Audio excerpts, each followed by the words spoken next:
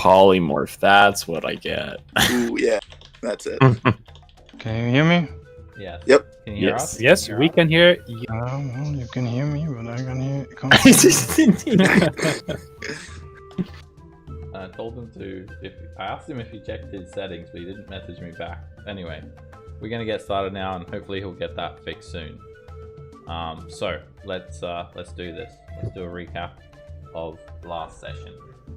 So you guys are currently in Omu, and you're exploring it to try and find the source of the death curse.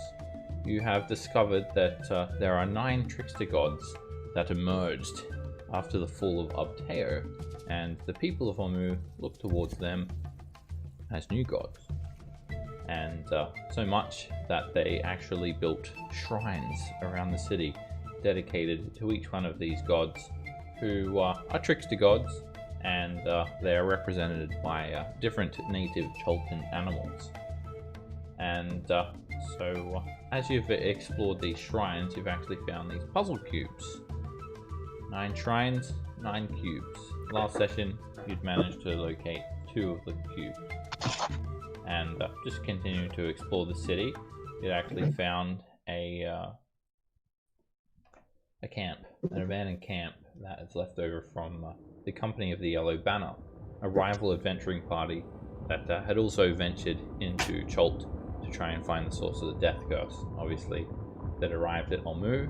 However, you could not find any trace of exactly where they are. With that, you continued walking along this promenade, and we ended the session with you guys arriving at this moss-covered stone disc that's lying buried in the mud underneath a wagon, with these concentric rings and inscriptions covering the surface. Some in common, others in this jagged uniform. And it's actually a bit of a translation guide for the Omuans to the Mesroans. And so it's got like a message in common and a message in Old Omuan. And it just reads, Queen Napaka proclaims, the free people of Omu fear nothing. Brave new gods protect us, as Abteo did before, but does no longer. Omu will rise again, and Napaka shall reclaim all that is hers by right of conquest. It's a proclamation, and you can tell that Mesro and Omu obviously had some sort of tension. Napaka being obviously Princess Mwaxanere's mother. So using this tablet, you could actually translate the language, but you also have Orvex and other methods of translating. The tablet is 3 feet in diameter and it weighs 200 pounds, so it would be quite cumbersome to actually pull around with you. As you have explored this wagon and investigated this tablet, you'd actually found this tiny little Twinga, little forest spirit. It gingerly emerges from underneath the wagon, looks up at you, and these little Twingas, they wear masks.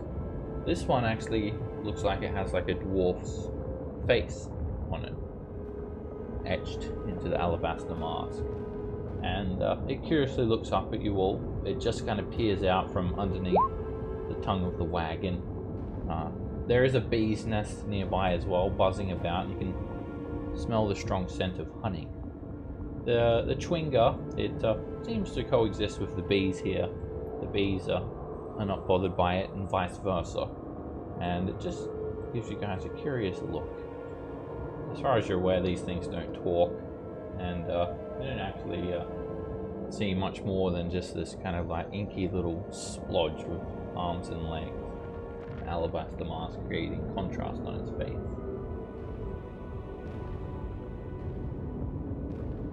I'll gently, like very slowly approach it, and hold out my hand with some food on it for it.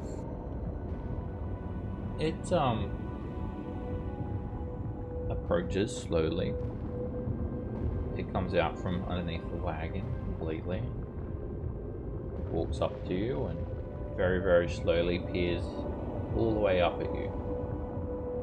Hey, little presume guy. you're kind of knelt down because they're barely a foot tall.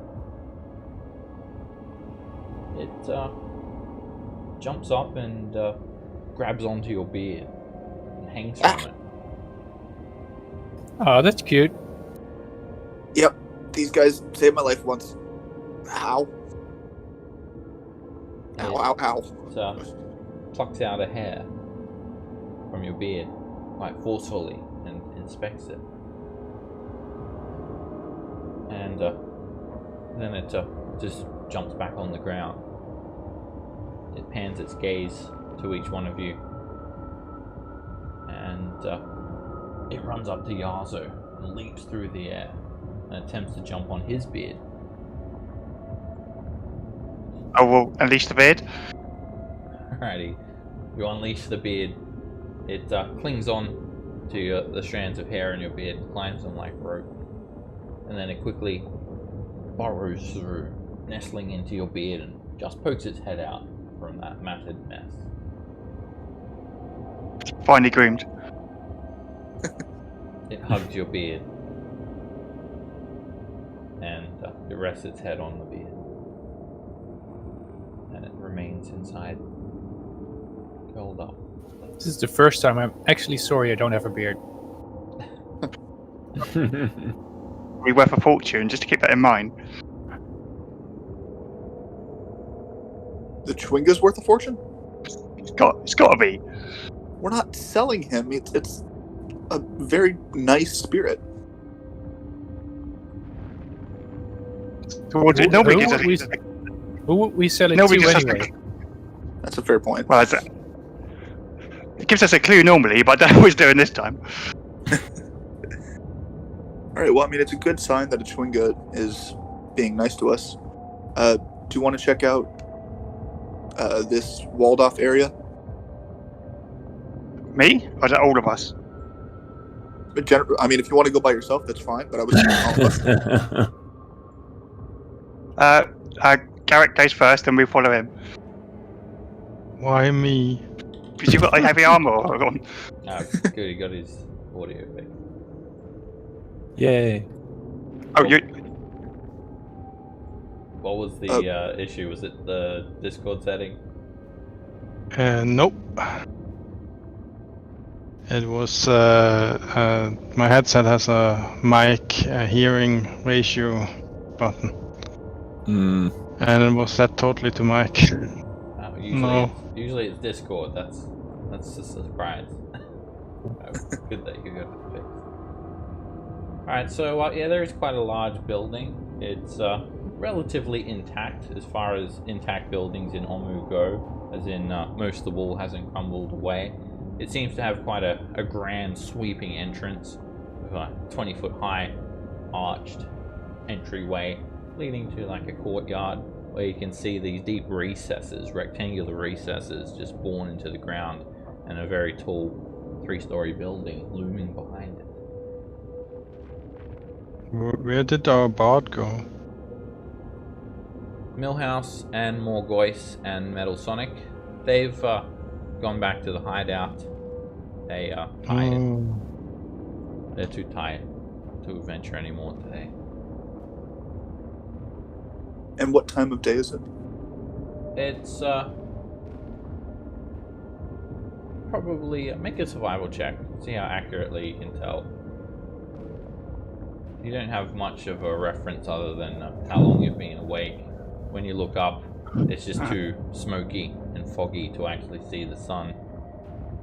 You feel like it's maybe like mid-afternoon, maybe later, Okay. a bit later. So I got this lucky charm thing, so I might as well have a look. And if anything's bad, we'll just come back. Yeah. Let's be careful. I don't want to get into a huge fight because we're pretty tapped. We've been in a bunch of fights today. Let's check this thing out, and I always like tired. We head back to the secret hideout. I always like someone to come with me though. So who wants to come with me? I'll come with you. Yeah, sure. We'll all go together. Yeah, let's go. Do you want to try being stealthy? Maybe. Yeah. Let's try to sneak up to this building. Okay, you don't need to make a stealth check. It's if there's something you need to stealth against, I'll call for it. Because it's a stealth is an opposed ability check. It's opposed by people's perception. It's a contest. As you guys approach, that Chwinger jumps out of your beard. It leaps out, and it just hops its feet on the ground, looking up at you. And it looks like it's not going to go inside the building. So maybe we shouldn't go inside the building. Yeah, it does seem like a warning, doesn't it? Very much so. Oh, he doesn't like buildings. It's a nature spirit. We could try another building and see if he doesn't want to go in there either. Can we compare this to a shrine? Does the outside of this building look like a shrine, or is it different than what we've seen? Make an investigation check.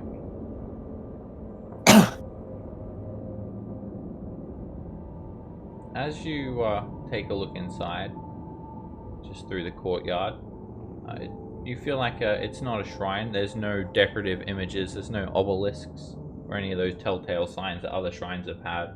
It's actually a very grand building. It's probably one of the biggest you've seen. And you notice decorative arcane runes engraved on it, and also maze-like patterns. And it looks more like a kind of a magic-y place. Can we compare the maze-like patterns to the symbol of Obteo? Yeah, it's a symbol of Obteo. Okay. And so this is... the building's covered in vines. It's decrepit. There is degradation to the structure of the building. Bits of rubble around. And these plots of land here, which might have been for cultivating some sort of plant, have actually filled with water. So they're like some stagnant looking pools. Mosquitoes buzz about. Are these pools quite long distance from the pool to the house? From the entrance to the building, it's about 80 feet. It's okay, a I'll very big property. I'll sneak up to the door at least. Okay, you step on through. The ground's very muddy and wet, and there are these pathways in between these pools, and you feel a little bit strange here, Yazo. It's hard to pinpoint what it is. Just like there's a bit of a supernatural buzz in the air. As you take a look inside, you notice that the actual building is flooded. There is about a foot of water covering the floor. As you look inside, you can just see like the door is swollen to the point where it's just splintered into bits of mushy wood and hangs loosely on its hinges. And inside there's what looks like a very grand entry, and there are different rooms leading off like a library and an alchemy lab, but it's all flooded, and bits of the lab and library float around in this water. Well, the last supernatural things we came across killed somebody, so... Make a perception check, Galzo.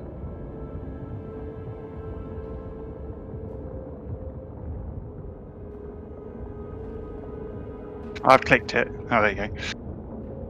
You don't notice anything else apart from what was described. So, I'm going to signal back to everybody. There's nothing here, but it's a bit dodgy. I mean, are you all tired? Because I can go forever. Well, maybe if it's not very interesting, we could go somewhere else. I mean, do you have a look inside, Brave Warrior? I don't really want to keep going just because of the Chwinga. I'd rather give this one a pass, unless there's a reason to come back here. Okay. I mean, there's this other building on the other side of the road, which has some sort of garden, I think. There's trees in there. Like there. Oh. So I'll sneak out of there again. Let's see if it wants to come in there. Good call.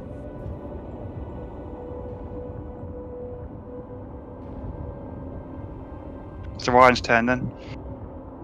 To go first? Okay. Okay, you guys head over to quite a large-looking building, and you notice that the roof of the main interior of this building is arched, and it's made from glass panels. Inside, you see rows and rows of benches. Like, you can clearly see inside just from walking by, and there are all these potted plants that are thick and overgrown, and nature has basically taken over this building entirely. And the Chwinga curiously pokes its head out and takes a look, and this looks like a greenhouse. You can tell from the glass dome-shaped ceiling and all the plants and bags of fertilizer leaning up against the wall, trowels, watering cans, and it's thick and overgrown. Does the Chwinga seem as hesitant to enter this place as the other place? Make an insight check. It's kind of hard to tell. All it's doing is poking its head out of the building so far. You're not sure. There's very little to go off of this Chwinga. It doesn't have any facial expressions, and it's just poked its head out, and that's about it. Do you all want to search the building? Yeah, let's go. Let's do it. Alright, you notice that this building too is flooded. There is about a foot of water deeper in, and it's absolutely overgrown. There's bits of shattered ceiling, bits of glass kind of sticking out of the water, and some of it lands on some of these long tables. You can actually see sections of the roof missing. This filtered sunlight, and it creates a green hue of everything. And the plants here, they look ancient, and it almost looks like a little miniature exotic jungle in here. And it takes 30 minutes to explore a building. So, did you guys want to go through and explore it all? Sure. Nimwood, Yeah, for I sure. mean, why not? I mean, I don't think it's very interesting, but you never know. The Chwinga actually seems inclined to enter. This place seems to be full of nature, so it heads in with you guys. And as you guys look around, you'll just notice a number of exotic plants and flowers. And everyone can make a nature check Yeah. for this building. See if you can see anything of note.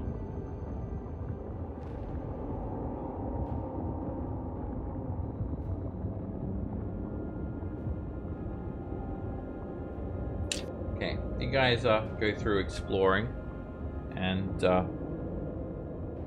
Torin, you find this plant that you recognize as a Madzi plant. It's a 3-foot tall plant. It's shaped quite like a vase. Somehow it seems to be absorbing the water, and this thing is quite plump. And basically you can cut it open and you've got 6 gallons of fresh drinkable water. It's being filtered by the roots of the plant, so it's good to drink. And it should keep on, basically filtering and collecting water like that. So you can get 6 gallons of water from this thing if you like. I tell the rest, and I ask if we need the water or if we don't really need water because we have magical means of getting water. If we need it, I'll cut it open and get the water out. If we Yeah, don't, but- I'll leave it. Don't you think the nature spirit gonna hate that? It won't mind us taking advantage of nature itself. As long as we don't defile it, we should be okay. I mean, if you're tired, we can sleep here. This isn't an awful spot to sleep, to be honest. Yeah, my feet were wet. It's not entirely flooded. There are sections that are not submerged, but mostly you've got a foot of water throughout. Very marshy. And there are many buzzing insects, but you guys have insect repellent. You could definitely find somewhere to sleep.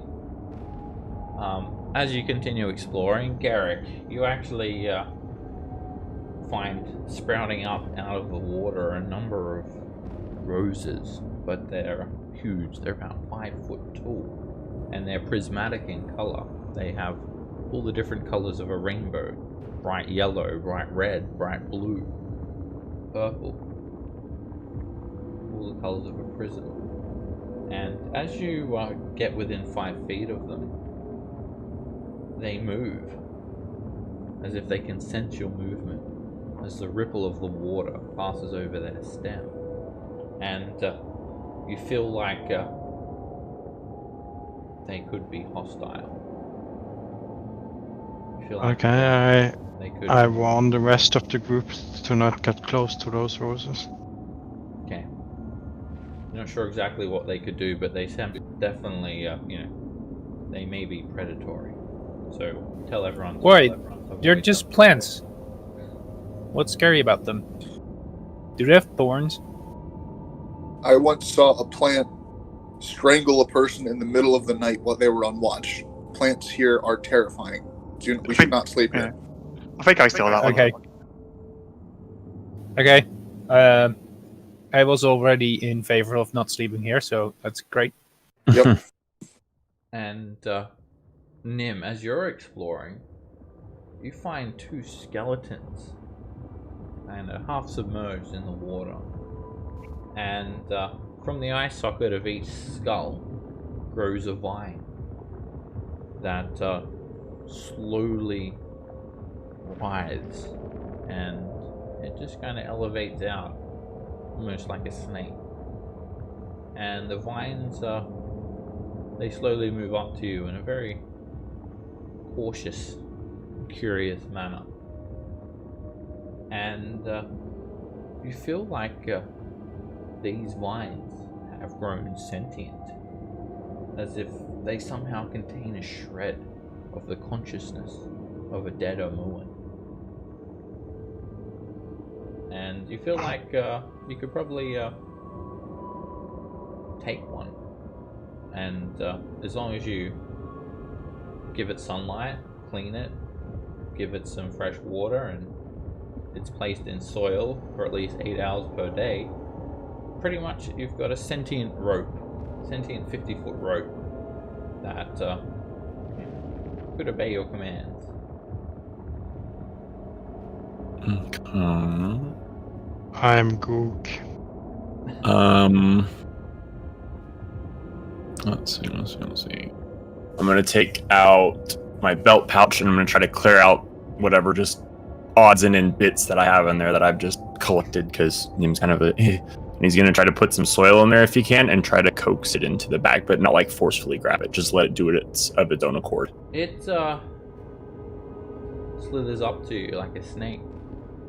It starts to wrap around your waist, wrap around your arm, but not tight.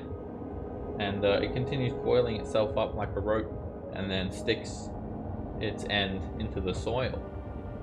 And you've got this loosely hanging 50-foot vine covering you, wrapped around your waist like a belt, around your shoulders like a harness, and into your bag. I raise one eyebrow and ask him, do you think that really is safe? As long as you're polite to nature and respect it, nature can do well to you.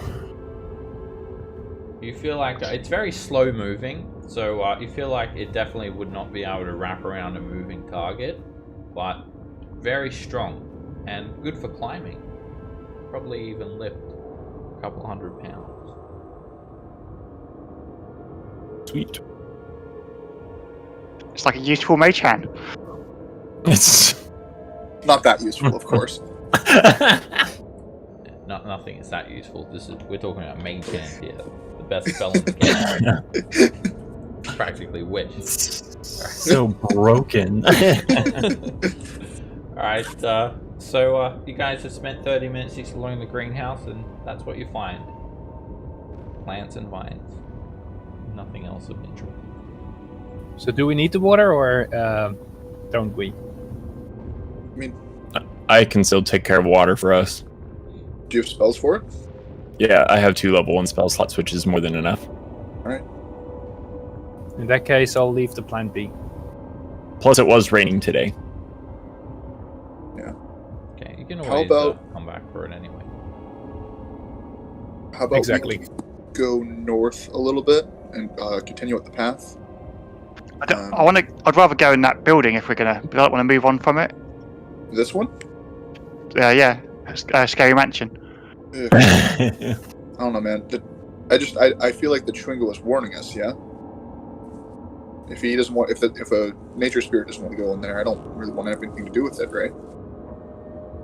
Making me more curious. Yeah. I understand it makes you more curious, but I kind of agree that unless it's a shrine, which it's probably not, we don't really need to go in there. Not right now, anyway. Okay.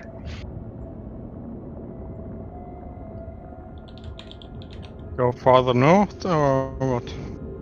Let's go north for Yeah. a little bit until we, have to turn around and take a rest.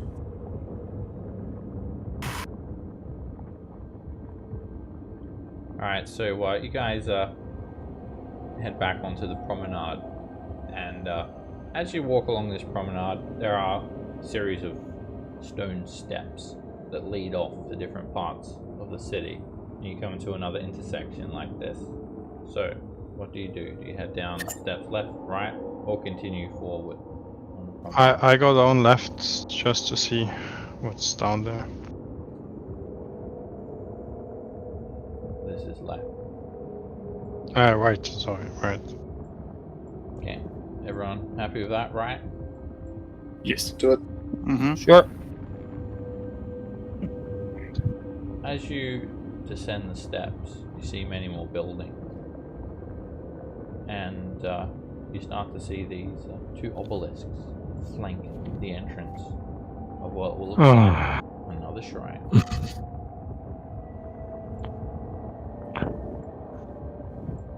So I will scoot up, check for traps, and look for a way in. Well, you want to risk it? You want to do one? Yeah, might as well do one. We're right here. How's everybody feeling? Well, I'm out of Yeah. range. Where are we going? Hit points wise, I'm fine, but spells, Same for me. So are we going to somewhere to sleep then, though? Well, we can locate it and explore and just plot out on the map where they are, so then we know for future exploration. What we scout out. Let's risk it. Live a I kind little. of want to risk it now. It's the soldier in me wants to try my metal. I mean, it's just like do one, and then we can all have a sleep. Do not forget Kim- that you guys are not the only ones in Omu. As far as you're aware, there are also red wizards in this city. And they try to take our puzzle stones. If we do this and we stumble out of this shrine, having been beat up and totally dead for the day, and then we run into some red wizards, they'll just take all of our stuff and kill us. If I remember correctly, Nim's still got 2 wild shapes. I've got one. Don't we have a deal with the red wizards? We had a deal with a red wizard. I mean, Yeah, she who's just teleported us here. That was it. Well, Like our there's something protection that's called a statue. lie. Now, you're currently standing at the front of the shrine. I'll describe to you what you see from where you stand. So, there are these 2 decorative obelisks, and they have all these cracks running through them, and they are carved with images of monkeys that are hanging upside down by their tails. And you notice broken walls enclosing the shrine. Past the obelisk, there's a courtyard filled with horsetails and arum lilies. And you start to see at the front face of this shrine, archways that open up into darkness at the base of the ruin. And mounted above the central arch is a stone plaque bearing a cuneiform inscription. This is much better because there's no one dead, so I don't see my hit points going down and then dying. Where's the inscription, Seb? Mounted above the central arch. So 5 arches. Hey, Orvex, can you read that inscription up there?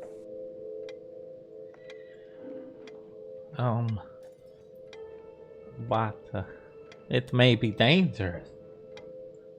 I'm not sure if I am willing to go first as much as I am intrigued. Last shrine we were at, a giant frog monster tried to eat everyone. And I see Sioux monsters depicted on these obelisks. What's a Sioux monster? They look like monkeys, but far more monstrous.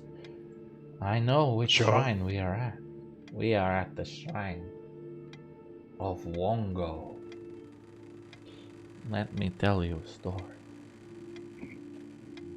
And he'll continue on this legend of the 9 gods.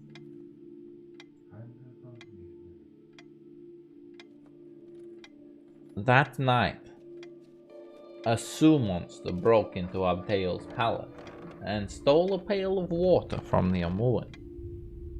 When the god came running to find it, the Sioux monster hid the pail in a Jakuli's burrow. Abtail asked the jungle animals where his water was hidden, and Moa, the Jakuli, was too honest to lie. When Wongo, the Sioux monster, found out how Moa had betrayed him, he vowed to catch the Jakuli and eat him up.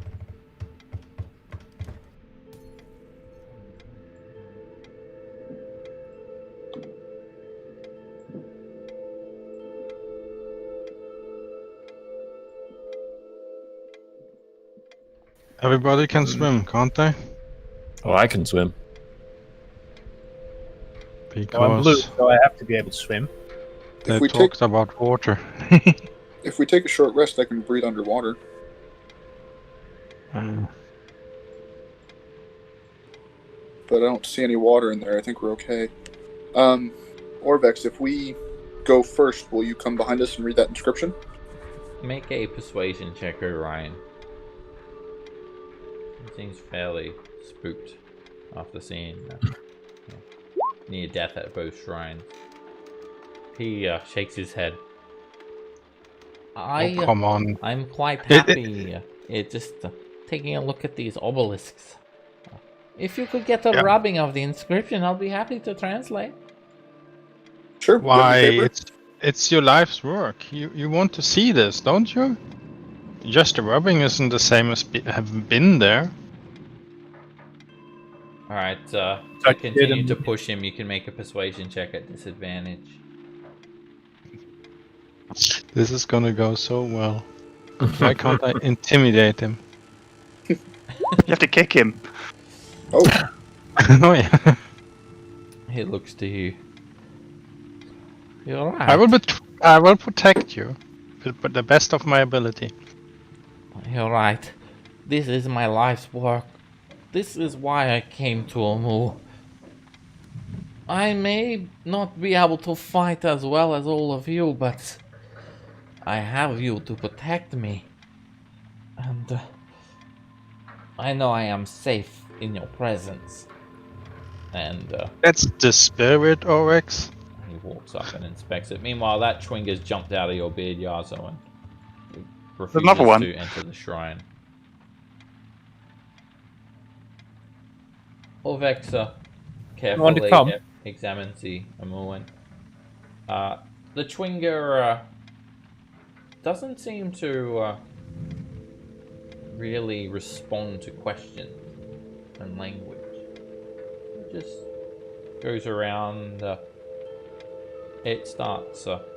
There's like a plant here. It starts caressing the leaves and tending to the roots, patting the ground. So let's get to business then. So I'm going to go in here. That will be here when we get back, right? You're not gonna wait to hear what Oryx has to say about the Yeah, I'm listening. translation.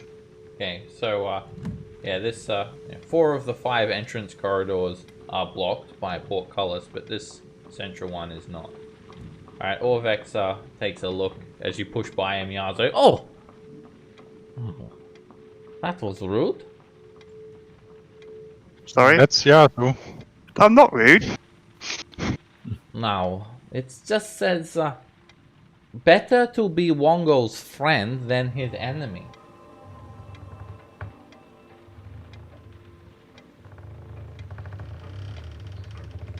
Can I go back now? Absolutely.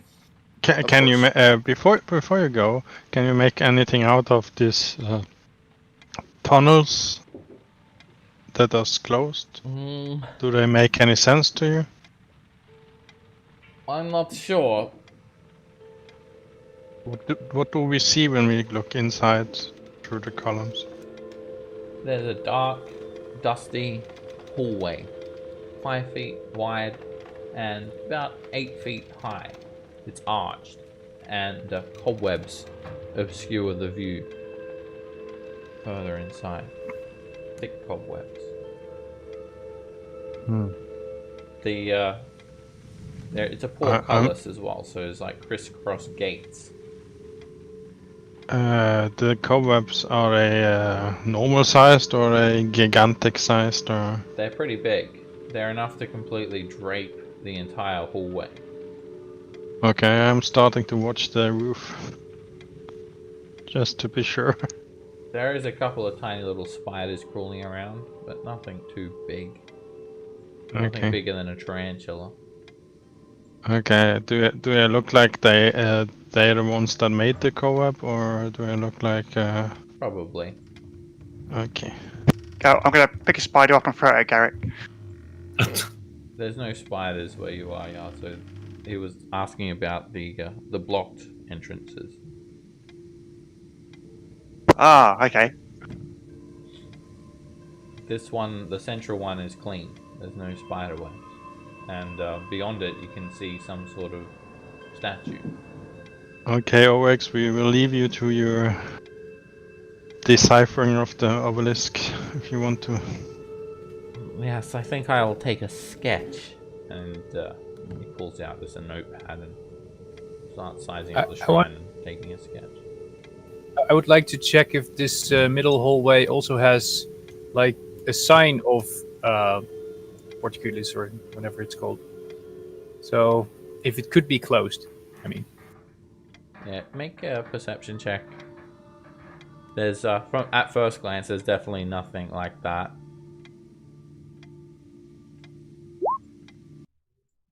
And you take a close look. You don't see any signs of where a portcullis could be.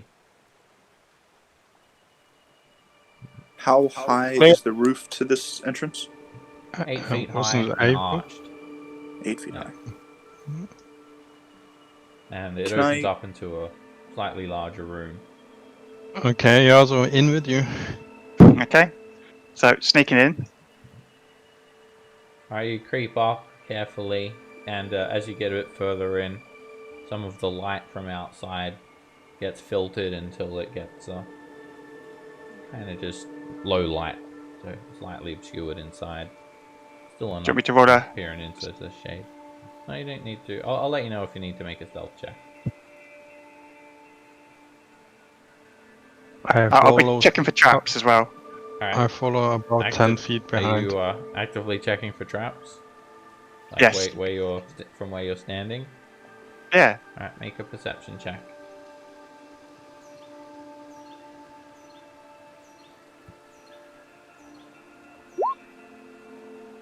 You take a look down the hall, and further on, about where the room is, it's slightly obscured, so that area is at disadvantage.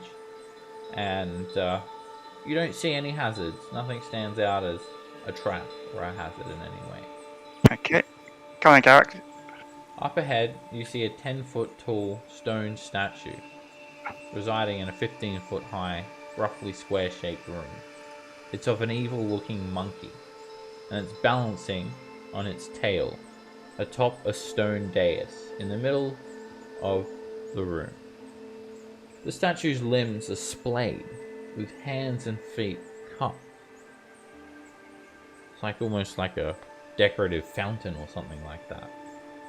On the wall behind it, there is a sculpted relief showing a monkey-like creature tearing into a giant serpent. Cuneiform inscriptions are carved above and below the relief. Okay. So what's these little? Those pillars, are they? No. As you move in and get a better look at the room, you see the ceiling actually rises to 20 feet high. And on the walls are these 4 painted stones. They kind of almost look like a mask, a big depressed mask. They depict the head of a lion, a zebra, a boar, and a vulture. Their bestial faces all looking into the shrine, looking at this Sioux monster with a multitude of cupped appendages, cupped feet, cupped hands.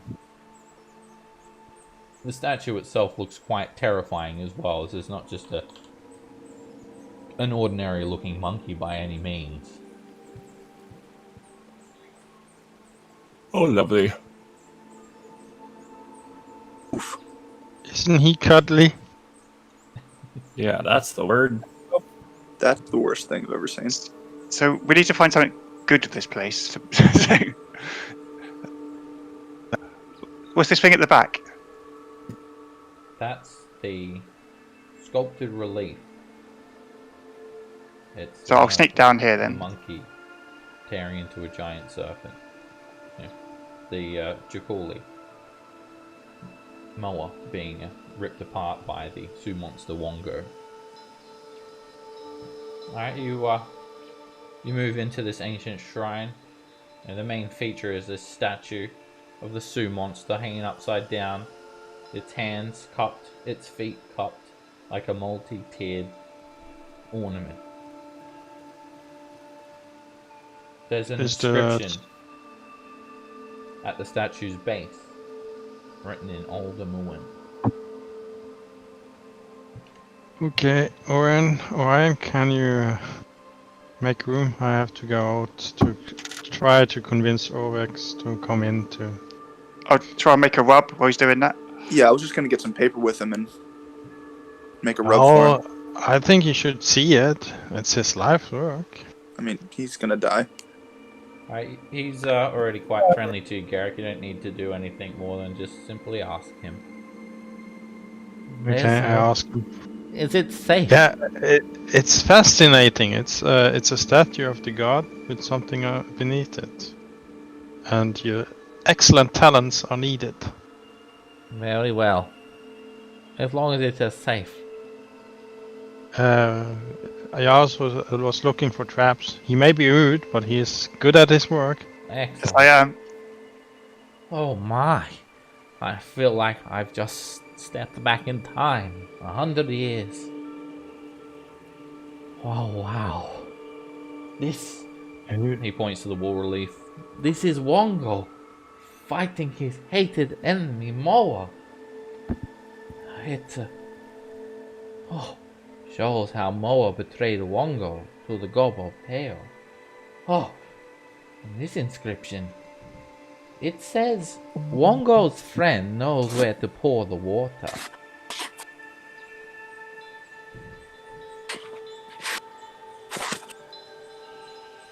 Say that again for me. Wongo's friend knows where to pour the water. Alright. Is there anything in the roof that could pour out water or something like that? No, the roof is relatively flat. Little pockmarks in the ceiling, a few spider webs, dust. Other than that, just cracked stone, basically. No actual pouring stuff. Okay. Can you It's remind just me like what the planning. what are the 4 animals again? A lion, a zebra, a boar, and a vulture. Just to stand anything at the statues? These were statues, weren't they? Masks. Masks. Yeah. Okay. Is there any inscription at the masks or something like that? No, they're painted, so they're kind of colourful, and lion's head, big mane, kind of yellowish, goldish fur, a zebra, black and white stripes, kind of horse head, a boar, brown pig face with tusks, and a vulture, long beak, and a bent neck, and maroon coloured feathers. Neck. So which one of these is his friend? There's little eye holes. There's actually like little eye holes, and you can barely see a corridor beyond. Dorvak, I'm gonna look into the eye holes. If I start behaving strangely, pull me away. Make a perception check. Oh yeah. All of them are our friends. Or his friends, I mean. They're in his room anyway. Alright, you're peering from like, face on to this zebra mask. And it's very hard to see. You can barely even see the corridor beyond.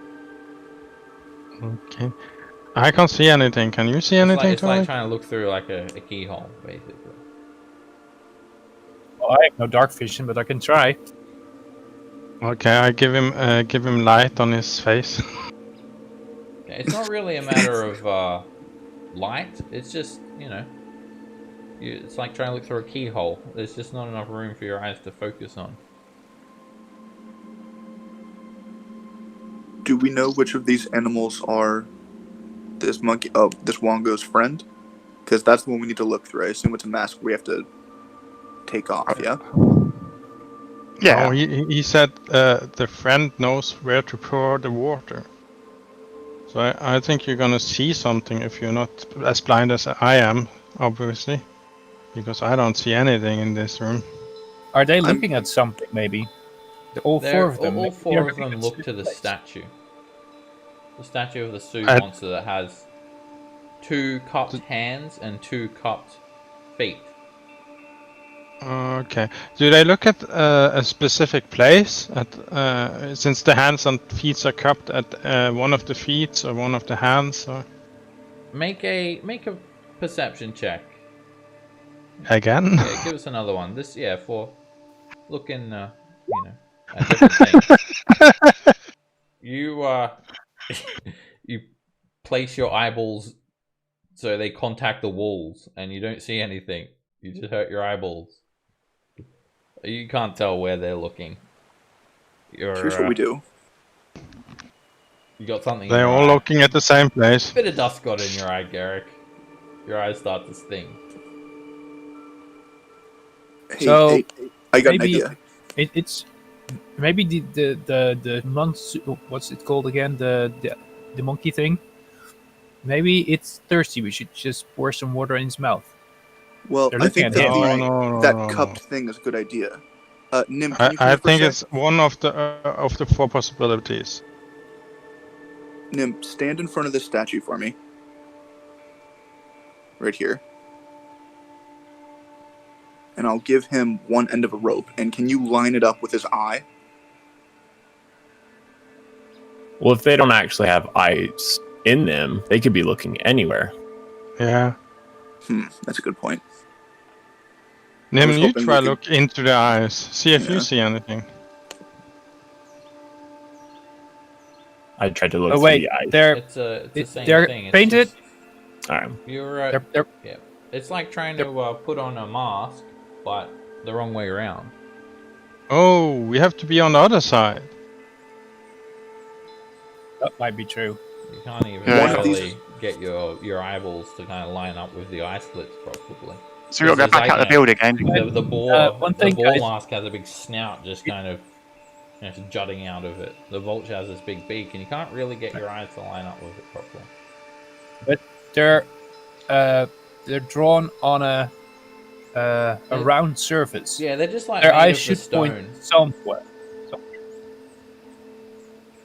So their eyes could point to something, right? Because it's on a round surface. Oh, yeah, they definitely could be.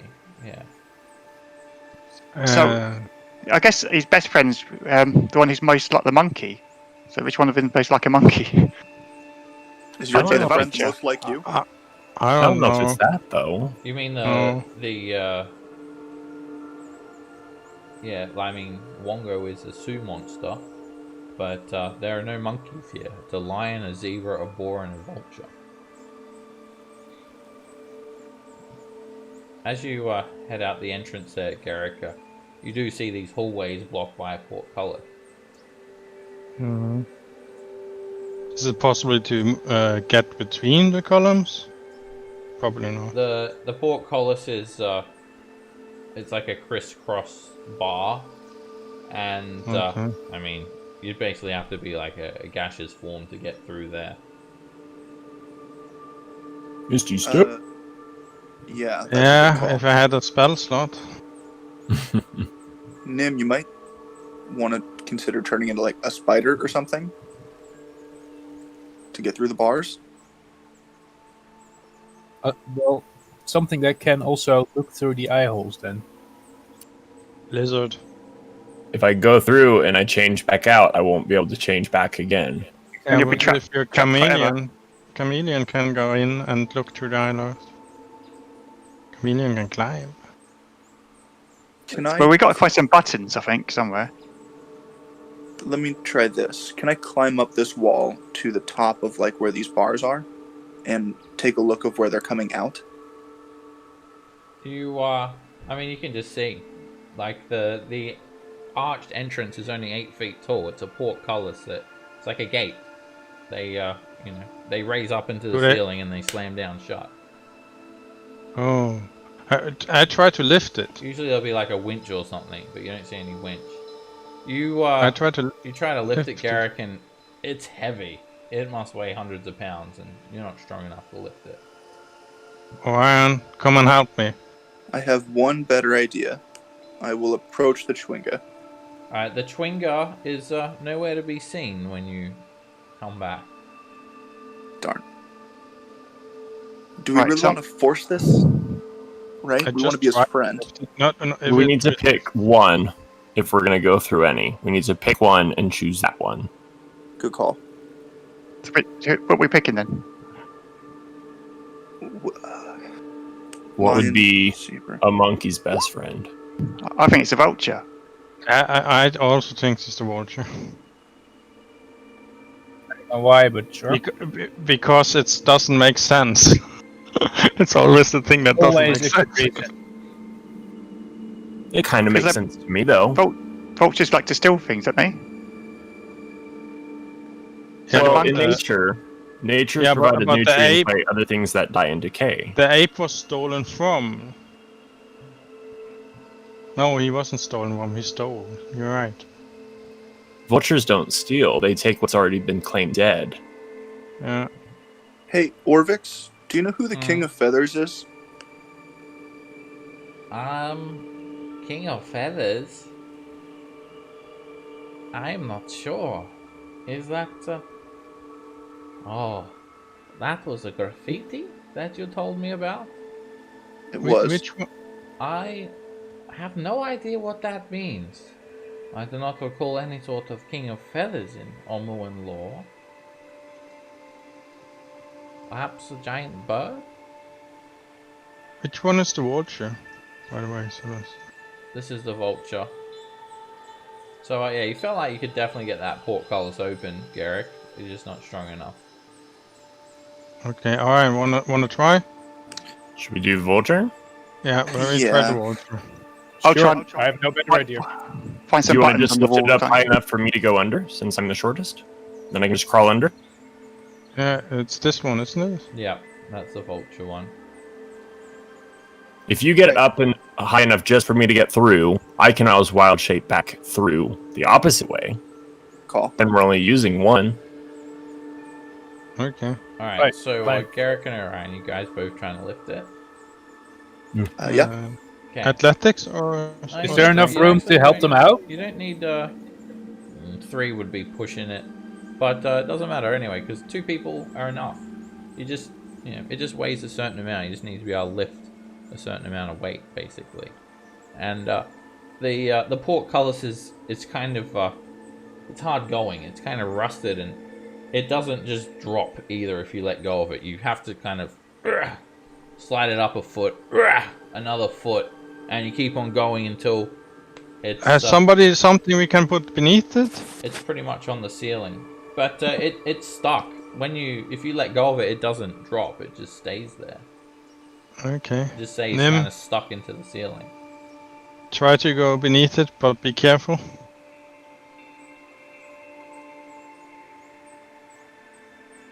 Alright, you head on in, and there's just these thick webs obscuring the path.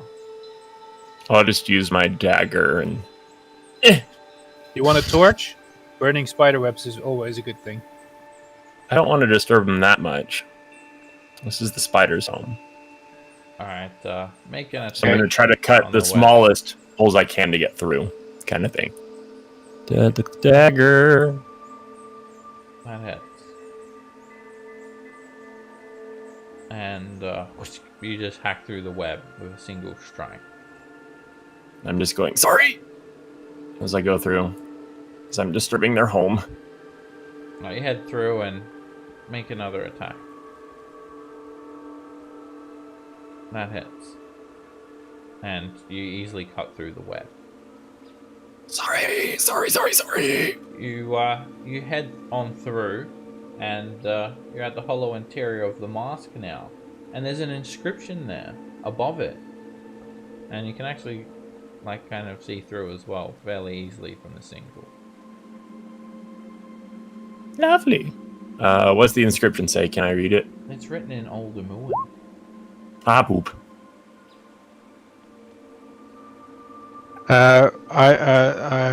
You notice something. There's some words and I can't read it. When you just kind of glance, you can actually see kind of like a bluish kind of color. It's like got a bluish hue, but that's just from actually just kind of where you're peripheral standing and looking kind of at it without actually putting your face into the mask.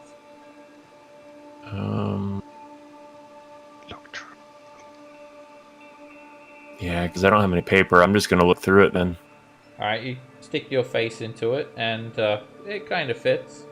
And you actually notice a ray of blue light, like a mote, falling onto the right foot of the statue.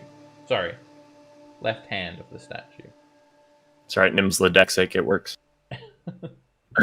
It's like a mote, a stream of blue light going onto the left hand of the statue. I'm standing on the other side, and do I see his eyes or just? Yeah, you can see Nim moving around in there, and a little bit in here. So, did you see anything? I'm just gonna yell out, I see some blue light over its left hand. But that's it. There's also an inscription in here, but I can't read it. I go over to the left hand and point to the left hand. This one? Oh, sorry, my other left. So the left one. Sorry, yeah. Yeah, that's left. Okay. Nim was thinking right was the left, but then you're pointing at it. It is the left that he's, yeah. Okay. So you're pointing at the actual left one. That one. He's so pretty, though. Inscription, can you make a rubbing? Do you have I anything? need some paper. OX? Can you try to translate something if Nim describes the symbols? Oh, there's an inscription? I must see Yeah, it. on the other side of the See map. it. Yeah, it's over here. Sure. You go in there. Fine. Watch out, there's webs. Try not to disturb them. It's their Okay. home. Oh, this is exciting. I am just so relieved that nothing here has tried to kill us yet. And Yet. I say yet. This says... one of the others has no friends.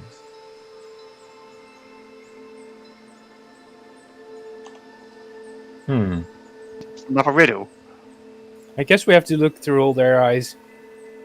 Or at least read the inscription on all Oh, of them, of course. Yeah. That definitely.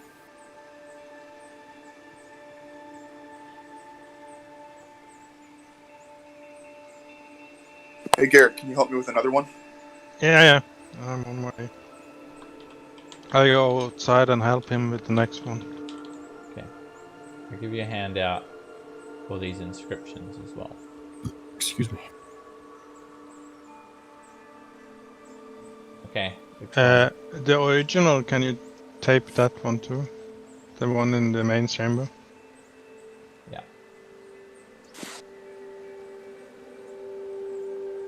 There was the better to be the one ghost friend than his enemy.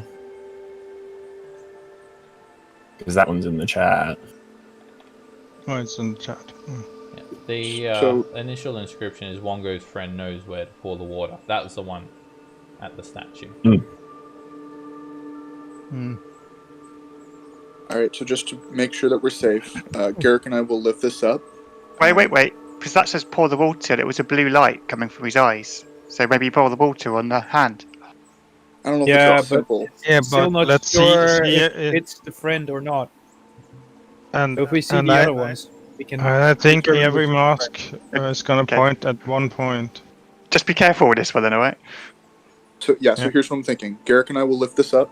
Nim, if you're okay to go first, you go in because you're the one who can escape. If Everything once- is safe, Orvex can go in and read the inscription, if there's an inscription on the other exactly. mask. That's a good plan, Oren. Okay. You head on in, and there's some more web in the way. Oh, I'm sorry. That hits. And whoosh, you cut through the web. This is the ball mark. And there's an inscription here. There's another inscription in here. I'm coming! This one got it. says, the vulture is lucky to be alive.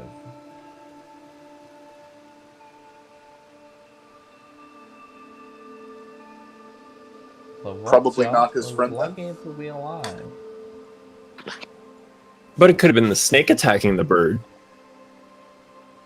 Did you look through the mask? I thought we were going to look through one for now. Orvex will look through it. Oh, he'll look through it, okay. I see a ray of blue light falling onto the left foot of the statue. Okay, so each statue has 1 point probably, and we have to find out who is the friend, and that point is the right place to pour water. And I don't want to know what happens if we pour in the wrong place.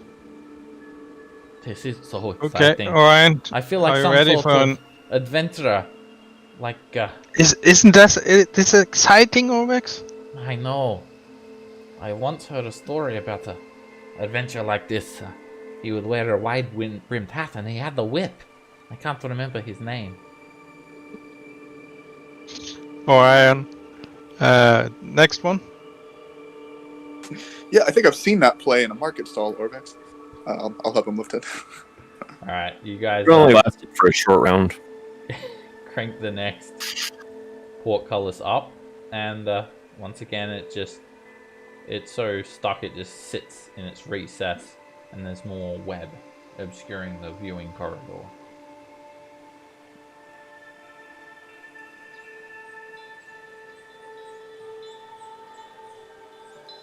Do you want Jim, me to you go in? make the honor.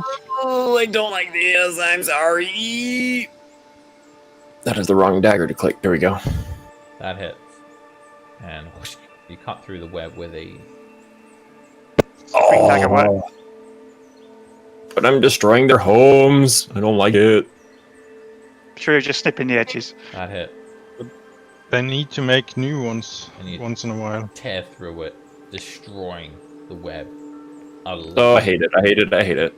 Or else they can't catch anything if that's just old. They can make new webs. That's always better. New webs make them catch more flies and stuff. This is a zebra mask. It says, My only friend starved to death. So that's not the one. And he sticks his face through the mask. So that means it's not the vulture. I Because see a vultures ray of lucky to be blue light falling onto the right foot of the statue.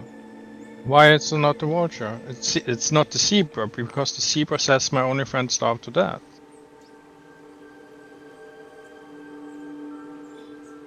Oh, this Still feels can't like a be the puzzle. vulture. I am excited Yeah. to see what the final one says.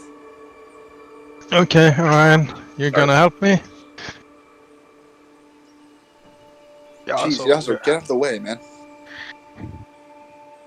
I can help. You crank up Okay, you do the it. fourth portcullis. Orvex, let them go first, yeah? Of course, of course. I can wait. I've waited my whole life for this. I can wait a little bit longer.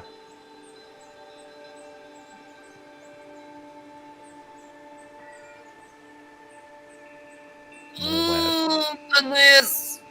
Whoosh. You cut through the first web. The dagger seems to be pretty effective as well, cutting through it. You should rename it to the Spider Killer. Better not. Swing! And you slice through some more web with ease, without getting Doesn't caught miss. in it or anything. I'm gonna go cry now. This is a lion mask. It says, I ate one of the boar's friends. And the light, it goes onto the right hand of the statue. I don't think it's the line. If he ate one of the friends of the boar. So you've got all four now. So okay, let's see. So the lion ate the Okay, I'll probably update the that in the zebra, description right? handout for you. You might need to Where's- close where's it and reopen it to see. I think that the everything. lion ate the zebra because the vulture is lucky to be alive, and the only way the boar can say that is if it's also alive, and it's also he cannot be his own friend, right? And someone starved to death. It's probably not the lion because he was eating the zebra. Then the boar is dead. Then I only one that's left is the vulture. The boar starved. Yeah, kind of has The to be, right? lion ate Ate the zebra, zebra. and And- since the lion ate the zebra, he can't be friends with anybody. And the vulture Wow. says one of the other has no friends. Which Well, the would be Yeah, vulture a was lie. lucky to be alive, but the zebra couldn't have died from starvation.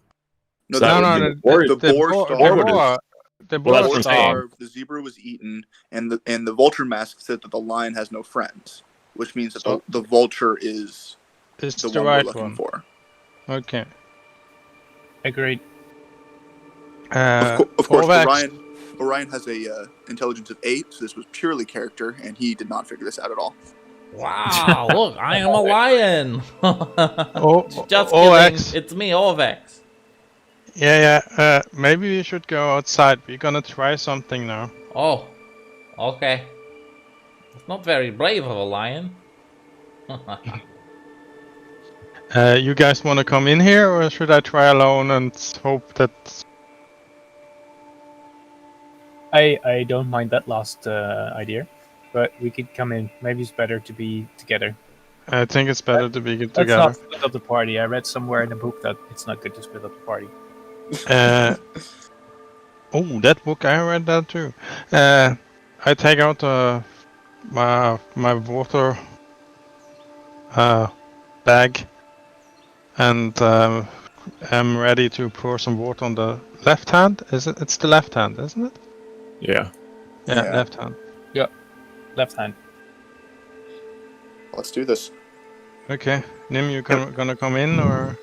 You better get your dagger out, Nim. Ah. There'll be I some have my spiders to sword kill. out. It's leaning against the statue, and I'm pouring the water. Okay. Can water. I, before you do that, can I ready my weapon thingy, my sacred weapon, just Sure. before he pours it? You supernaturally summon your sacred weapon. And water fills the cupped hand of the Sioux monster statue. And suddenly, a puzzle cube appears on the top of the statue's head. And you hear this snarling, disembodied voice, Gary. And only you hear it. So what we're going to do is both of us are going to jump into the Hangout voice channel. Just you and me. I'll tell you what it says.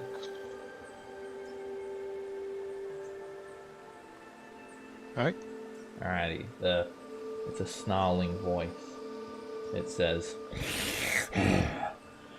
Take the prize and curse your friends, or fight my children to claim it. What is your choice? Jump over to the... Is that it, or...? That's it. So what do you choose? Take the prize and curse your friends, or fight my children to claim it? What is your choice? Take the fight. I'm gonna say fight, because curses are bad. Very bad. Alright. Especially for soldiers. The fight. Let's jump back in the live streaming channel. Okay. People, be ready, be ready. We're gonna roll initiative. Yeah. Suddenly, 4 Sioux monsters appear like magic, dangling off the many appendages of the statue. Insane, vicious-looking monkeys, hanging upside down by their feet. Wicked, cunning primates. They're about 5 feet tall and they have prehensile tails. They have long claws, and they just dang upside down, just holding on only by their tail. So, Mihazu, you're up first. Okay, I'll attack the one next to me. And that hits. Alright, you stick it with your rapier for 23 points of damage. Green fire jumps from one Sioux monster to the other. And I'll splash the northern one. Takes 8 points of fire damage. Disengage.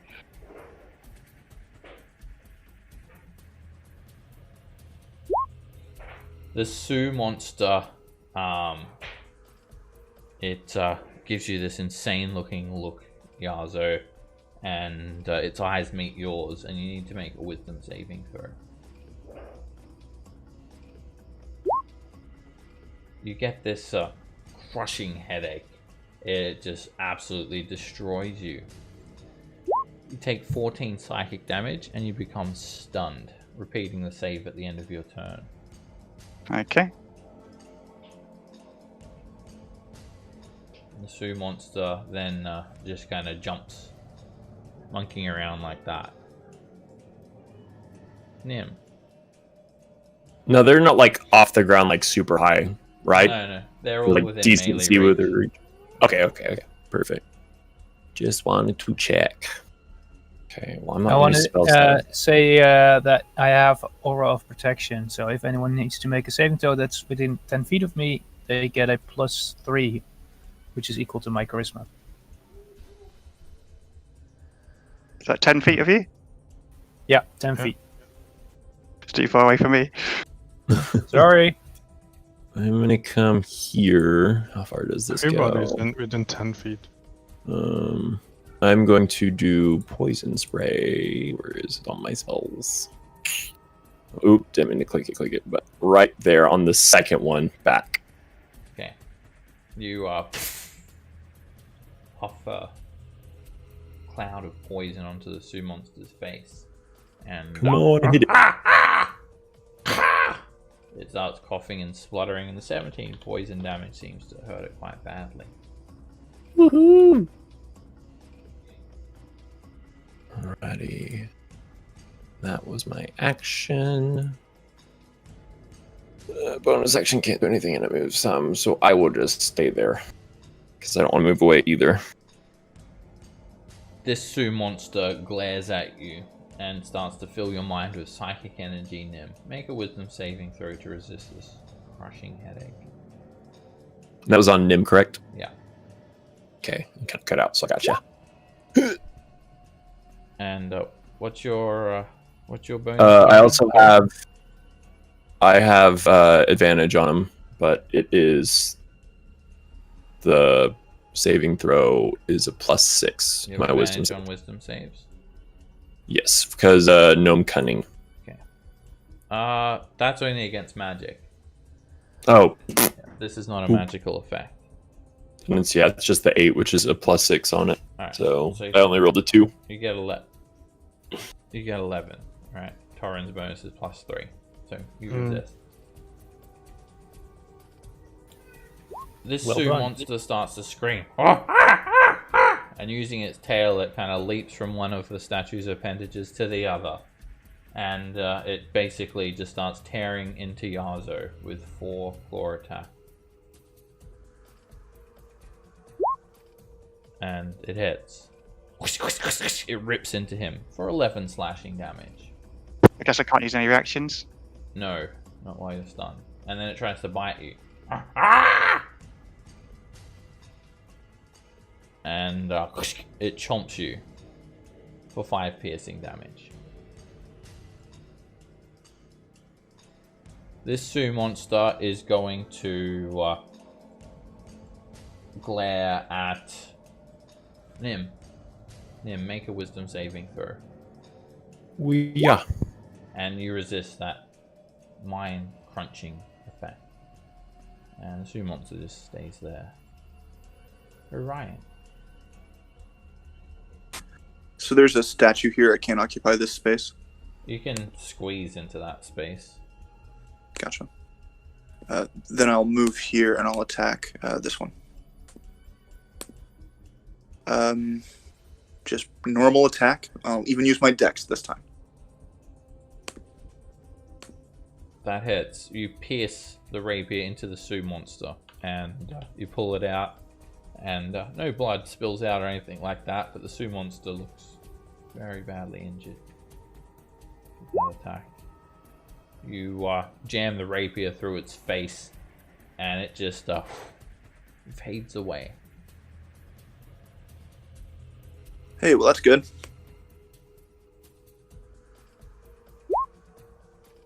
Alright. So, I will attack the one that's hurt most, because I heard we had to focus our attacks last time. And, yeah, I have 2 attacks for that. That hits. The longsword glides through the Sioux monster and it vanishes. And I'll use my second attack on the other one next to me.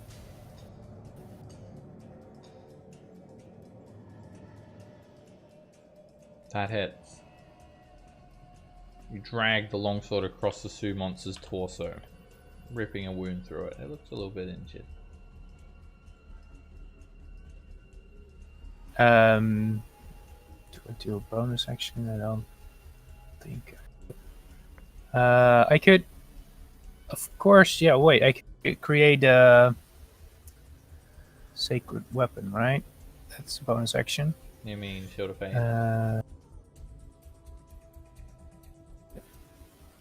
Oh, right, yeah.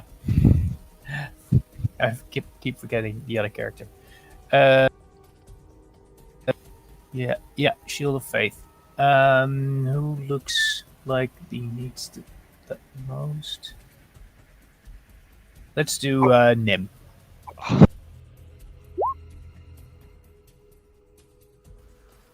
I'll do it at Nim. Okay, a golden shield appears above you, starts orbiting you.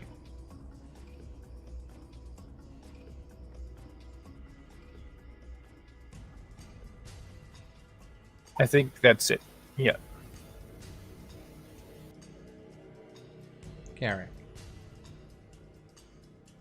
I take my swords, draw it alongside my shield. It starts glowing green and try to hit him with the green flame blade. The one next to me. It's a crit. And you absolutely destroy it.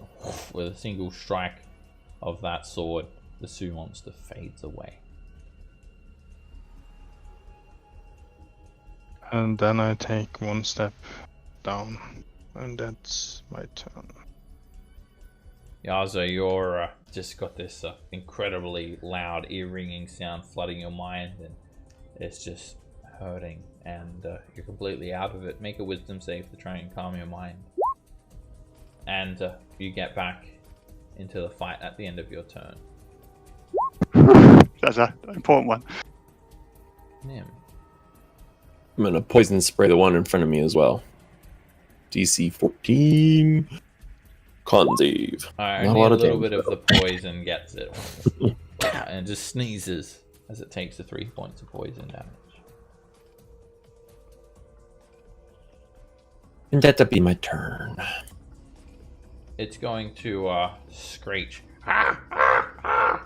And it's going to start kind of swinging around on this statue, using its tail to jump onto different limbs. And as it's doing that, it just tears its claws into you, Nim, or attempts to. And they miss. And then it swings around and tries to bite Garrick. And that completely misses. And ends its turn there, just dangling upside down. Orion. Reckless attacks. And that hits. You pierce the rapier straight through the Sioux monster. It's bloodied. And you hit it again, impaling it. However, it doesn't quite fade away. I growl with my small, normal human teeth. Torrent. I'll attack it.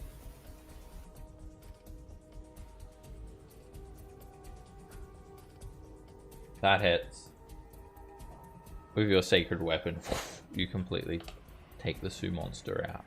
It vanishes. Leaving the room empty once more of threat. Wasn't that too easy, guys? No. Well, we don't want to have to do that 2 more times. That would suck. Now I try to take the Cube. tablet. Okay. You reach up to the cube sitting atop the Wongo statue. And you need a little bit of a boost up there. It's quite tall. But Ryan, you can reach. can you help me? I want to take down the tablet. Yeah, sure. He cups his normal human, non-clawed hands and puts his normal human, non-tailed butt on the ground and gives you a boost up, looking through his normal human, non-clawed mouth. And you claim the puzzle cube. It has an inscription of a Sioux monster on all 6 sides. Okay, I put it with the other 2 I have in the bag. Puzzle It's cube. Good enough. Well, that's great. Yeah. Well done. Let's get out of here before more of those things show up, yeah? Yeah, sounds good. Let's go. You go first, Orion. Jeez, out of the way. Oh. I heard fighting. I saw the Sioux monster. Good thing you told me to get out. I would have had me for dinner. No, we like you, so we keep trying to do the best to protect you. And you saved my life. So the least I can do is offer you free translation services. As you guys exit, that little Twinger jumps out of this bush and It was completely hidden. It's been there the whole time. And jumps back into Yazu's beard. Bit bloody now, but All right. Can we estimate the amount of time it would take us to get back to our hideout? Sure. I'll check. So, about 200 feet is 5 minutes. Let's take a look.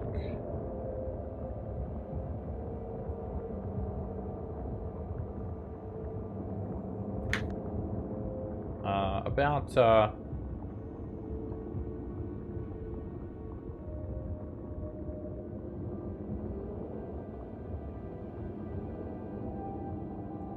math.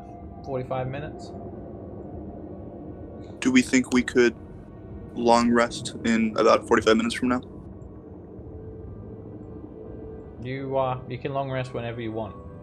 You just can only benefit from it for once every 24-hour period. Gotcha. You just tell me when you want to rest, and I'll tell you how long you'll be waiting. so we want now, I think. Yeah, it's 8 hours of adventuring, 8 hours of downtime, 8 hours of sleep. You're not adventuring for the full 16 hours. Well, you can, but you'll be getting tired. I'll let you know when you start to feel tired, and it's been like a full 8 hours. Hasn't been yet. Well, how about this, guys? Let's head back to our hideout, make sure that Bag of Nails hasn't killed our friends, and then we can go after getting the shrines closer to our hideout, yeah?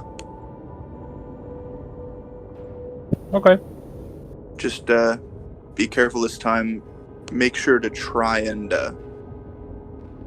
husband your power. Try to don't throw it away if you don't have to, and that way maybe we can hit more shrines tomorrow. Yeah. Still got one good. spell slot.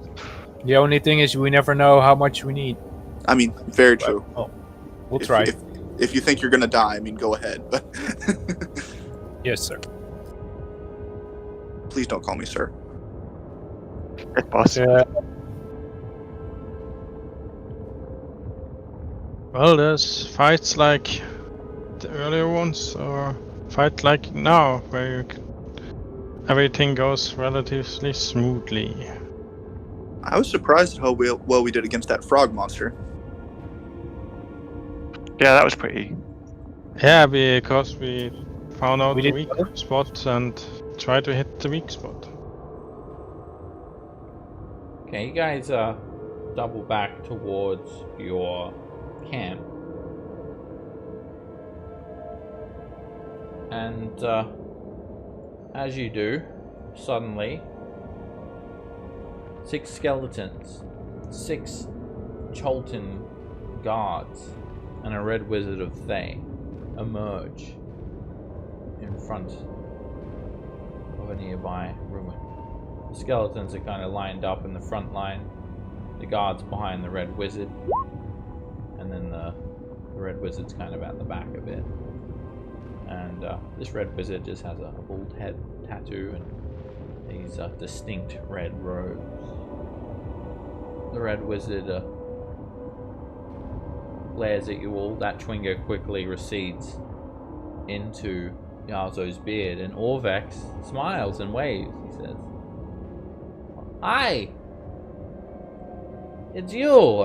I'm afraid that I can't remember exactly who you are. You all look the same." Ooh. The red wizard Don't be racist. is kind of glaring at you. And she smiles.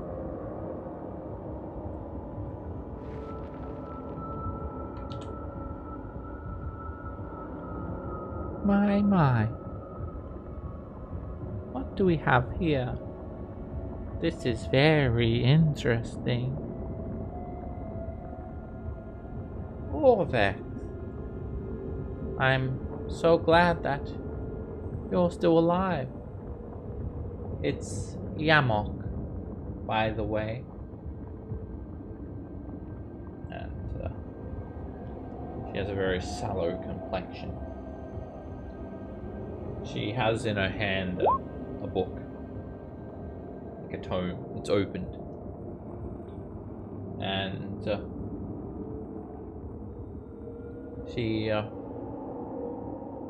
keeps her distance. The skeletons are all carrying short bows, and the guards all carry spears. How has your day of adventuring gone so far? I was informed that there'll be other adventurers coming into Omu. I'm so glad that we have met. Found this little guy. He's in his beard. Why would you lead with that?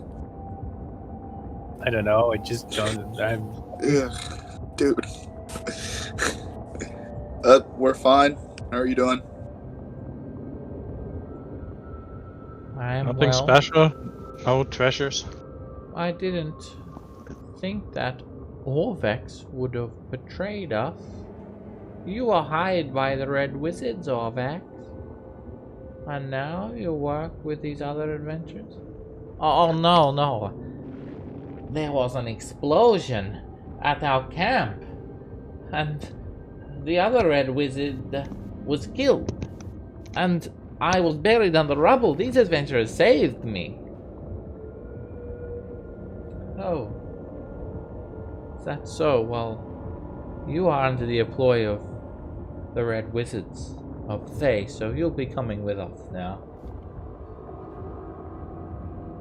We were But, also sent by a red wizard. What's her name again? My name is Yamok. Oh, yeah, your name. But I was asking my friends how what the other name of the wizard was. The red wizard that sent us here. That a great is question. Valinja Shadow Man. Right. And That one. She is very well respected. You should refer to her by her title and not her name. But that title, it is not even worthy for you to speak of. Her greatness, then, maybe?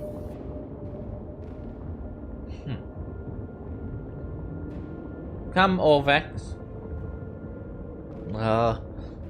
This is true. I have been employed by the Red Wizards of Thay. But, to be honest, I like you guys better. I don't want to go with you anymore. These adventurers treat me well. And we have been exploring shrines. We have found 3 puzzle cubes today. Oof. Take over. Somebody hit his head. What? Oh, is that so? It just so happens that I have also found a puzzle cube. Just one? I have not met with my colleagues yet, but I'm sure they've all found one as well. Dryax, Tadsma, Zagmira. Do you really think you're the only ones looking for the cube? Oh, not anymore. Well, seeing as we have some cubes, and you and your colleagues have some cubes, and we are proven to be friends of you and yours, perhaps we could discuss joining our efforts.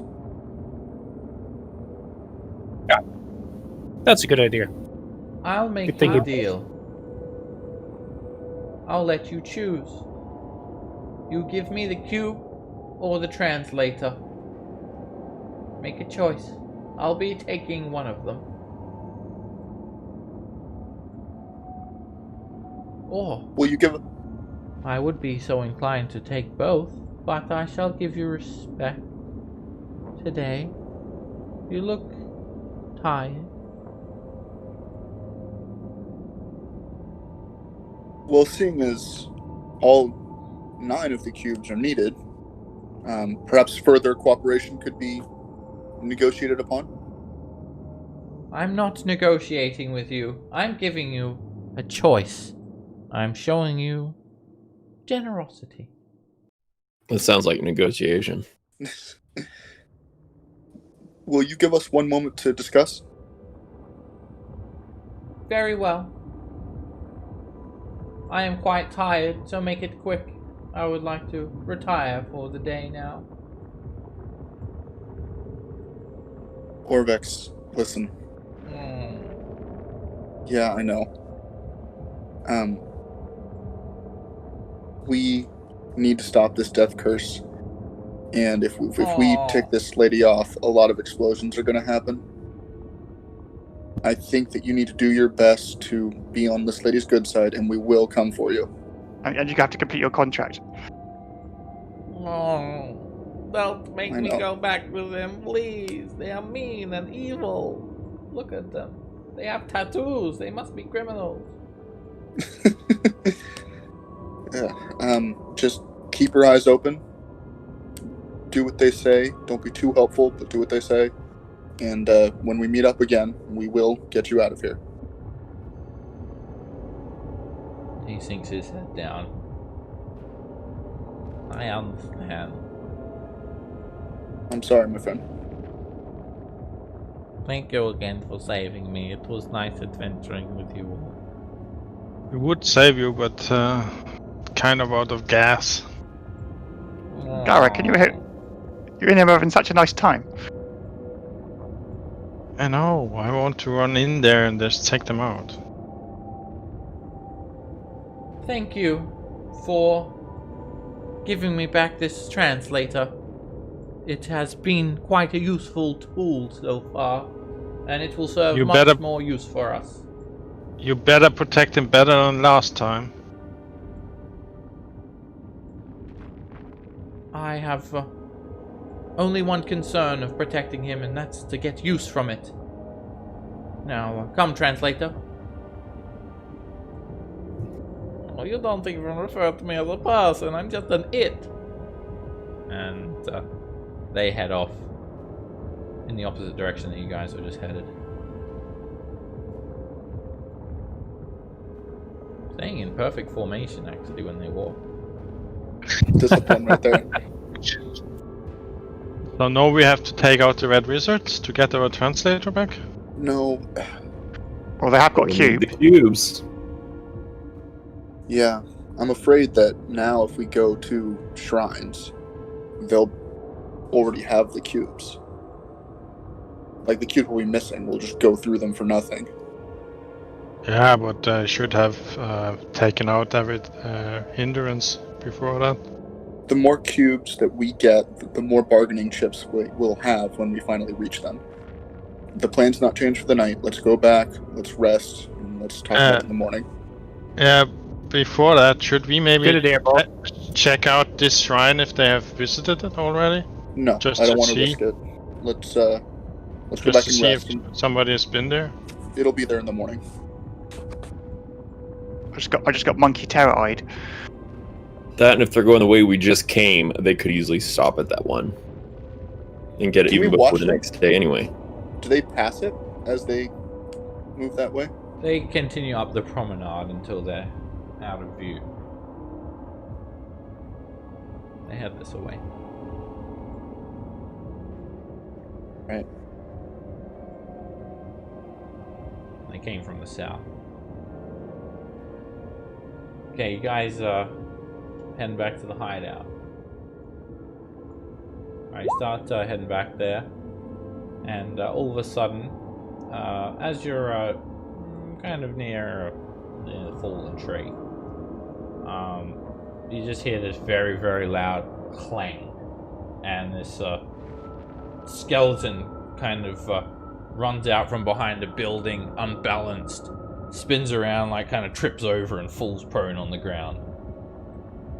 And then quickly tilts his head up towards you guys, and then just kind of lays there on the ground, inanimate.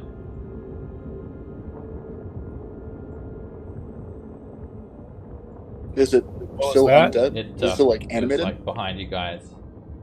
Make an insight check.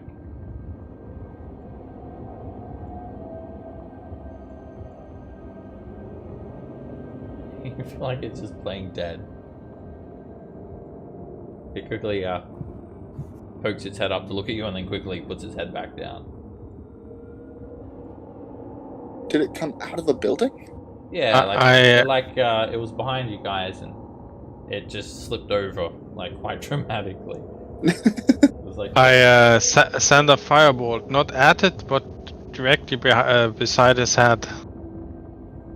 it springs up and looks at you guys and then starts to book it and run off. It's like a drunken skeleton. That looks like... Should I grab it? No, let it go. Let it go. Can we compare it to the skeletons we just saw with the red wizards? It was obviously one of the skeletons that you just encountered and it's been following you guys. But you found it out. He's a spy. It runs off. So they want to steal our tablets. Yeah, it's time to actively cover our tracks now. Yeah. And hide the tablets. Yeah. Nim, don't you have something to help us out with that? What do you mean? Oh, hiding is something druids are good at, right? Kind of. Can I make an I'm in the effort right spots to for it. cover our tracks as we continue? Sure, make a survival check to try and cover your tracks. And I check around buildings and look if I see anyone following us. It's going to take you double the time to cover your tracks, so the 600 feet, instead of taking it 15 minutes, it'll take you 30 minutes. Well, Which it's shouldn't worth the really time. matter because you're going to retire for the rest of the day now anyway. Yeah. Did I see anything following us except the skeleton? No, that was it. He must have really just accidentally tripped over and really stuffed up his hiding. Why just had a drunken skeleton after us? It panicked and ran off when it was spotted. Alright, you guys, don't see anything. You can make a perception check if you want to see if anything else is following you. Yeah. Take a look around. It's the worst spy ever, isn't it? Yeah. Yeah. And I'm back. You take a Can I make one around. too? Sure. You don't notice anything else, Garrick. Fine. Alright, I'll have a look around as well. Okay. Alright. Everyone make a group check then, if everyone's making one. Everybody's fine. Okay, there's loads of skeletons. What up? We don't see. Yeah, with a group Oh, good. ability check. At least half of you need See, to I succeed. told you the druids would know. So I'm good at looking for stuff. Even though 2 people obviously did good, 3 people did bad, and that's still a failure. So obviously, you're not going to notice anything with a 5 or a 3 or a 2. Anyway, you guys do not notice anything else following you, and you head back over the bridge, the fallen tree, and you get back to the hideout. Inside the hideout, you smell a delicious stew cooking, and Bag of Nails is in there, but there's no mill house, and there's no Morgoy. We're our friends. Bag of Nails. Bag of Nails looks up at you. Oh, welcome back. Your friends. He shrugged his shoulders. I'm not sure. They must have gone out looking for treasures, hunting. I'm sure they were. Why don't I believe you in Bag of Nails? Don't believe me. I don't care. Tired, are we? Well, A little bit. what, we managed something you haven't done yet? We haven't found was any that? We haven't found any cubes yet. Make a deception check. No, we haven't found any the magic item yet. That's what he was interested in, the Yeah, magic navel of the item. moon. He Yeah, says, we haven't. Yeah. And that's not deception. We haven't found anything.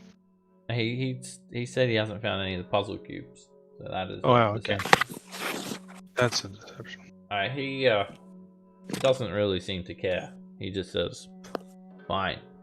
Remember, I'm only tolerating you all because you forced me to. But we're here now. I don't care to hear about your day's story." We forced you to. You invited us. Leave it. We're in his house.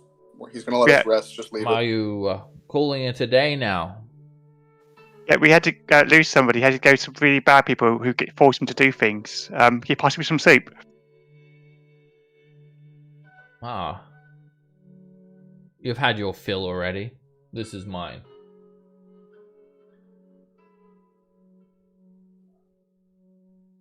We have our own rations. We'll be okay. Are you that hungry? I wouldn't eat Well, it sounds even good. if.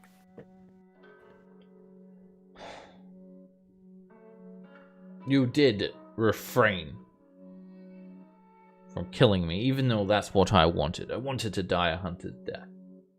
But I guess I at least owe you some soup. Feel free to help yourself. And he just leaves the soup boiling in the corner and there's a ladle in it. I'm Well, just checking if there are fingers in the soup. There's no fingers in it. It's like a nice, thick, brown colored. Well, I still gonna eat rations. Okay. Didn't somebody cleanse the soup last time? Yeah, but but it could've done something too. yeah. I don't believe him. Farther than I can throw him, and I can. If I drank poisoned soup, would that hurt me? If it was poisoned, I mean, it Depends on on what the poison poison. is. Okay, I'll forget the soup then. And he doesn't push you guys to have any soup. The Chwinger also doesn't come in with you guys. It stays outside. Doesn't like buildings. All right, so you guys are fairly tired, and now you're just kind of waiting around for about 8 hours, just some downtime, and I don't know, play some games or whatnot, and just discuss things. And did anyone want to share anything? Maybe something from their backstory or any thoughts for today? Bag of Nails, have you ever heard about the obstinate crown? The crown? Yeah, crown of. What was the color? I always forget. Obsidian. Obsidian. What's so special about this crown? He answers. Higher powers want me to find it.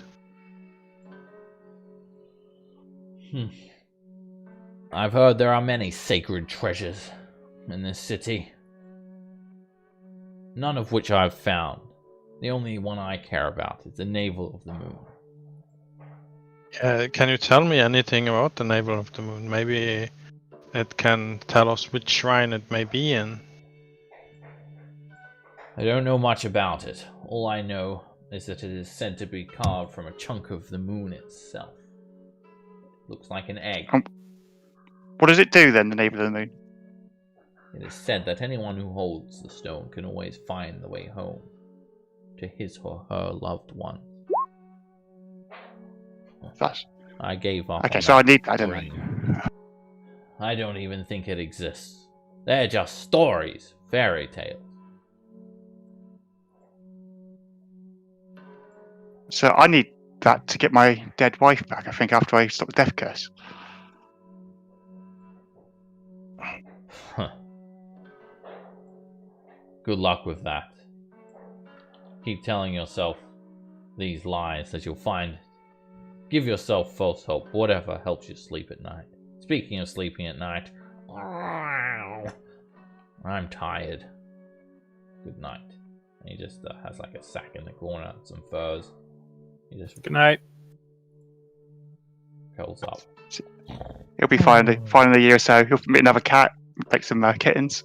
Ugh, cats. I still think we should have a watch. Of course. Oh yes. Just to keep your guys' eyes open as well, I've told you about Moixonere, but if you see a skull chalice, I assume of the same kind of treasure we'll find in the future. Unless anybody has a claim to it, she can use that for something or other. What's that? The skull what? It's a skull chalice. I think she wants to use it to kind of symbolically, give her some power back. Is this your wife, is it? I guess I was ordered to be betrothed to her by her a while ago, so I guess. But I'm more interested in helping Schultz at this point. Some wedding gifts. Yeah, pretty much. Alright, Garrick suggests a watch. So usually we'll do like 4 watches. So, you guys want to do a watch? Absolutely. Okay. Yeah. Who's doing first watch? I will. Who's doing second watch? Yep, right here. Who's doing third watch? That'd be me. Okay, who's doing fourth watch? I'll take it. Alright, does anyone want to take a short rest before this? You've got about 8 hours of downtime. You were pretty much beat when you got here though, so you probably couldn't have pressed on any more today, but if you want to take a short rest, feel free to do so. We already take a short rest earlier, like last session. Yeah, we did. I'm down to two dice.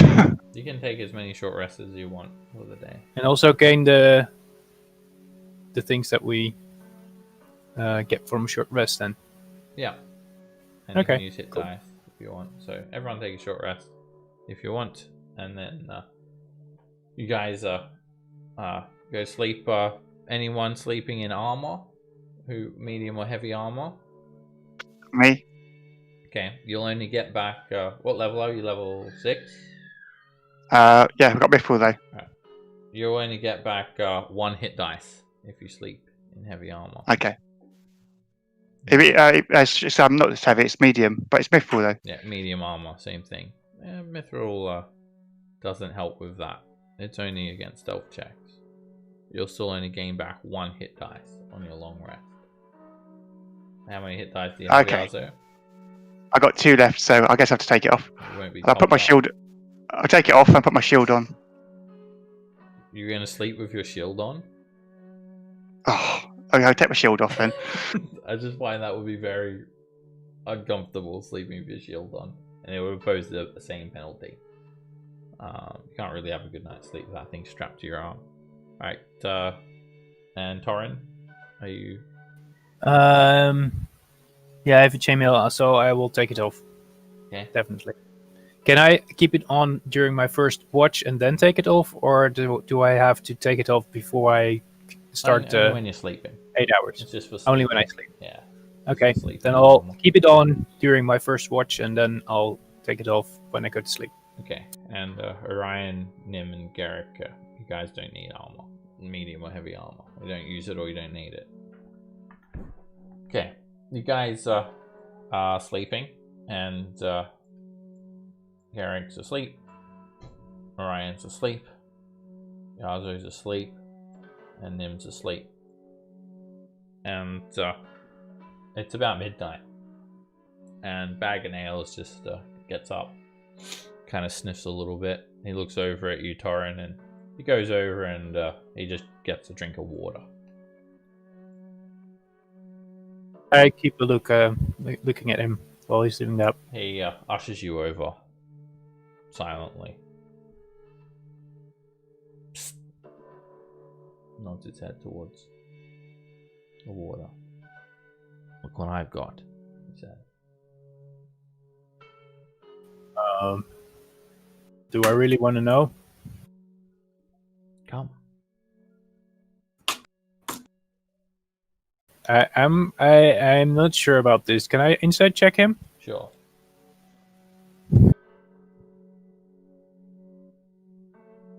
Oh dear. What are you trying to discern? If he's like fooling me with something? No, you feel like he's got something he wants to show you. Okay. Okay, I'll go over. Alright, he has this little gourd in his hand. And he says, thirsty? No, not really. Come on. It's Tej. There's not much, but have a drink with me. And he's got some Tej. It's like a mead that they sell in Port Nyanzaru. It's a nice honey mead. No, we'll do that tomorrow when the guys are up. Come on. You don't want it. You don't want to go into your adventuring day drunk. Have a little bit of a sip. It'll help you sleep at night. There's not much. But I mean, tomorrow evening. Fine. Thanks anyway. How are you feeling, by the way? It's getting close to midnight. I'm fine. I think my watch is almost ending then. You're feeling just fine? Yeah, sure. Why? You must be very fortuitous.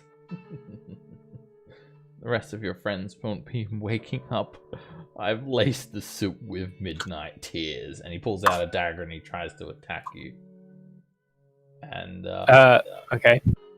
We'll take a 10-minute break. Oh, cool. Get your backup character ready, Torrin, and I'll see you guys in 10 minutes. Yeah, I don't really have a backup character right now, so...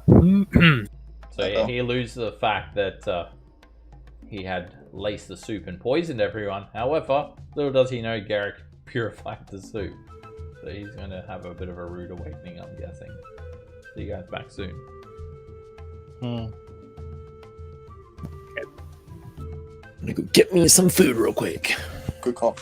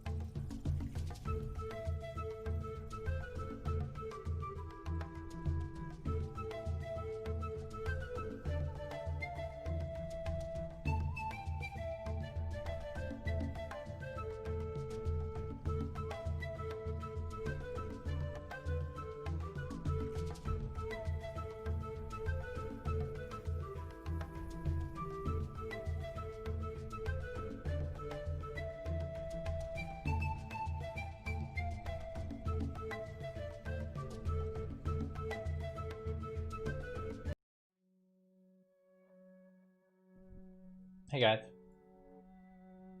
Hey, yo. Hey. how's everyone doing? I'm Sleeping busy. soundly.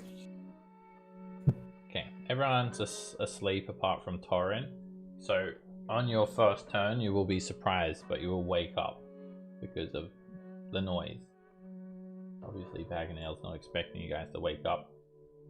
So you will also be prone as well because you're sleeping.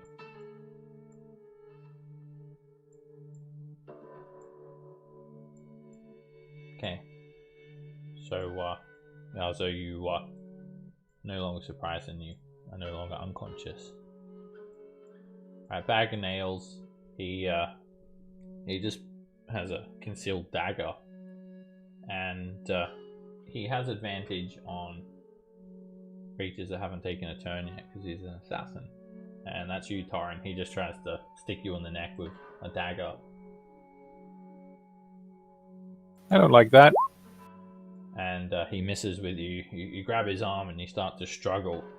And he continues trying to sink this dagger into you. Just die. Join your friends. They're not dead. And you just push him back and knock him into the wall. And he says, they may look like they're sleeping to their death. And yeah, you just push him back. And that's it. He doesn't manage to stab you, luckily. Torin, you're up. Okay.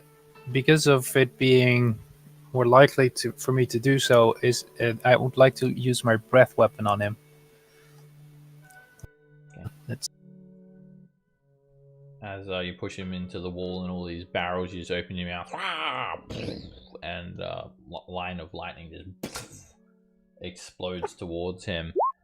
He dodges out of the way, completely evading it, taking no damage. A lightning bolt just slams into the stone wall, taking off a few chips of stone. okay. That ends I my just turn. realized. Oh yeah, it's a dex save, right? A line of lightning. He dodges, evades it. Yeah, that's okay. Everyone, wake up! Yeah, you tell everyone to wake up, and they'll wake up for this round. Alright. Are you ending there? Ryan, you are no longer surprised. You open your eyes. Nim, you open your eyes. And Garrick, you open your eyes. So Bag of Nails sees you guys stirring, and he says, "What? How? You should all be dead! It's midnight!" He says. And, God's blessed food. Ah! Damn you! Damn you! "Damn you, Harry Potter! You stay under the stairs like that," he says. Yazo, you wake up. You can grab one item with an object interaction, and you can stand up using half your movement speed. Rapier. Okay. And then half my movement speed, so I've got 10 left, yeah? 15. Round down. You got 15 feet left. I'll get to here. I'll stand there butt naked and say, get back down with my rapier again, but Why are you non-lethally. naked? You don't need to take your clothes off, just your armor. And ting, he parries off your attack. I can't disengage for no reason. My goodness. It appears you have multiple beards, as he looks you up and down. Very well then. We'll just have to do this the manual way. And he tries to stab Orion. And he hits you, Orion. Make a con save against poison.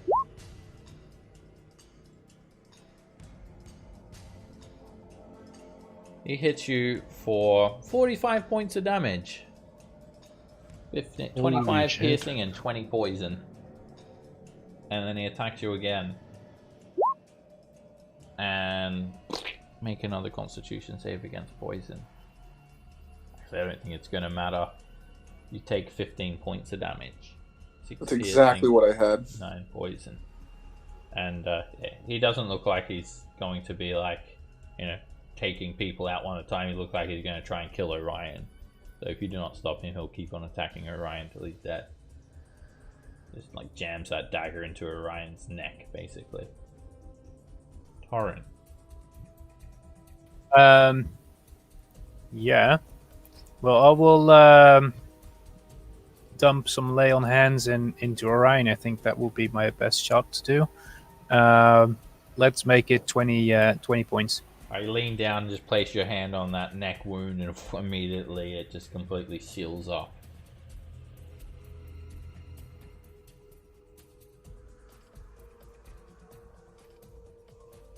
My action. He snarls at you. Damn, I thought you were expended for the day. It looks like you've still got some fight left in you.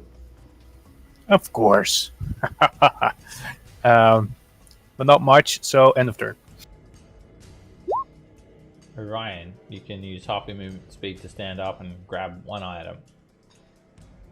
I will grab my sword. A bonus action, I will shift. Boop. And then I will attack Bag of Nails with my dex. And you crit him. You jam the rapier forward, thrusting it into his side, just glancing him for 13 damage, enough to cause blood to seep out of his side. You're outnumbered. It's time to surrender. There's no going back now. We fight until death. Orion smiles. You So think be I it. ever had any intention of letting you leave Omu? So be it. A warrior's death for you. He swings the dagger around, ting, parries off your rapier attack. And then you can use half your move to stand up and grab one item. I stand up and I don't need no items. You are the item. I am the item. Move here. And then I am going to... Oh, I can't do that. This is tight space. Excuse me. I am just going to tap the back of Orion, and I'm just going to do a Cure Wounds on him. I still have a spell slot for it. Orion's neck hole substantially decreases in size.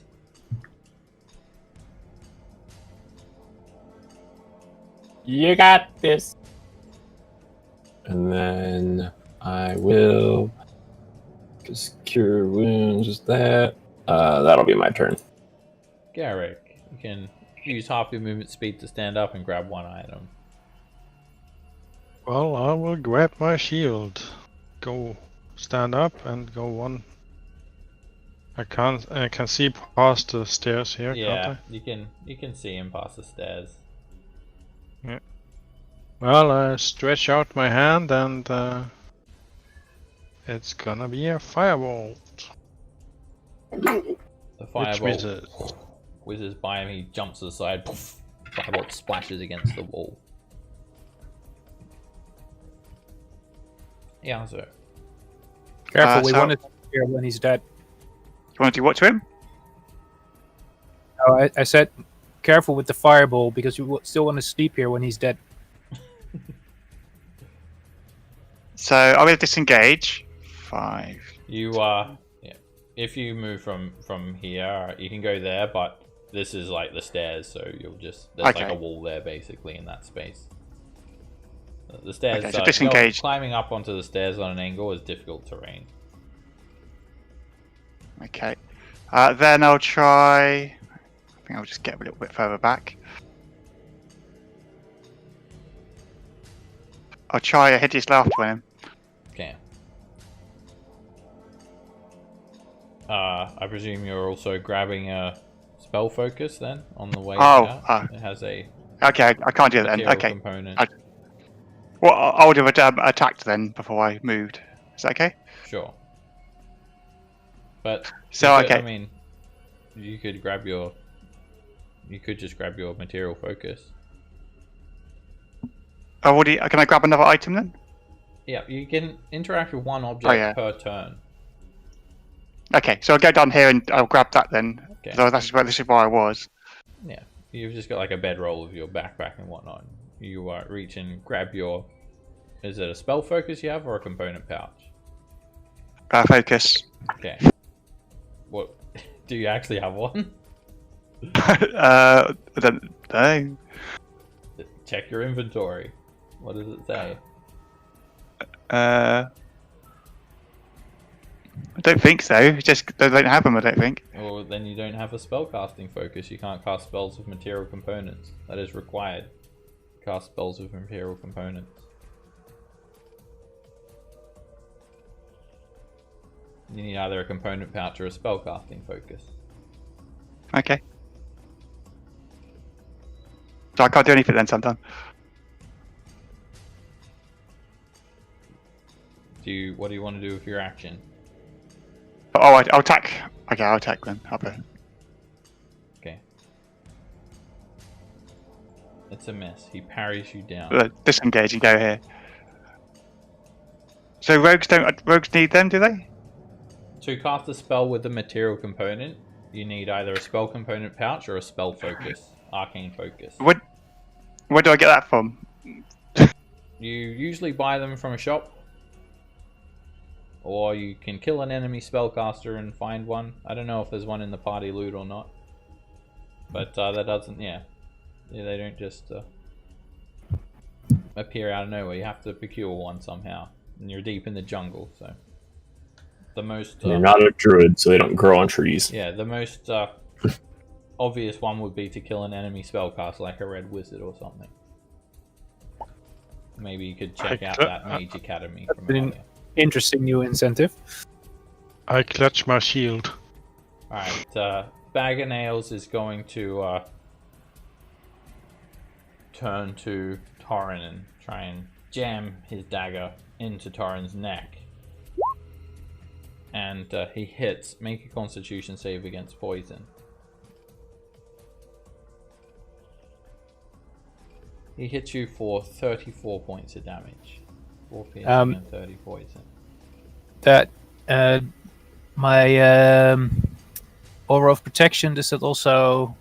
It's also me, not right? in there already. So then you succeed. So you take 19 points of damage, 15 poison, and 4 piercing. 19 total. And he attacks again. And he misses. Ting. He's then going to move in the corner here, provoking from Orion.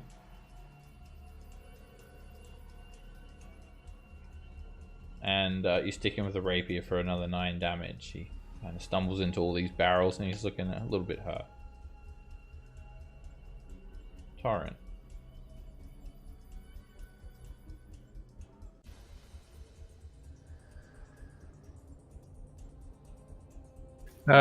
Right, my turn.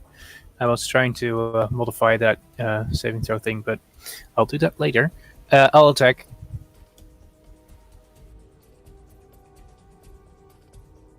Hit.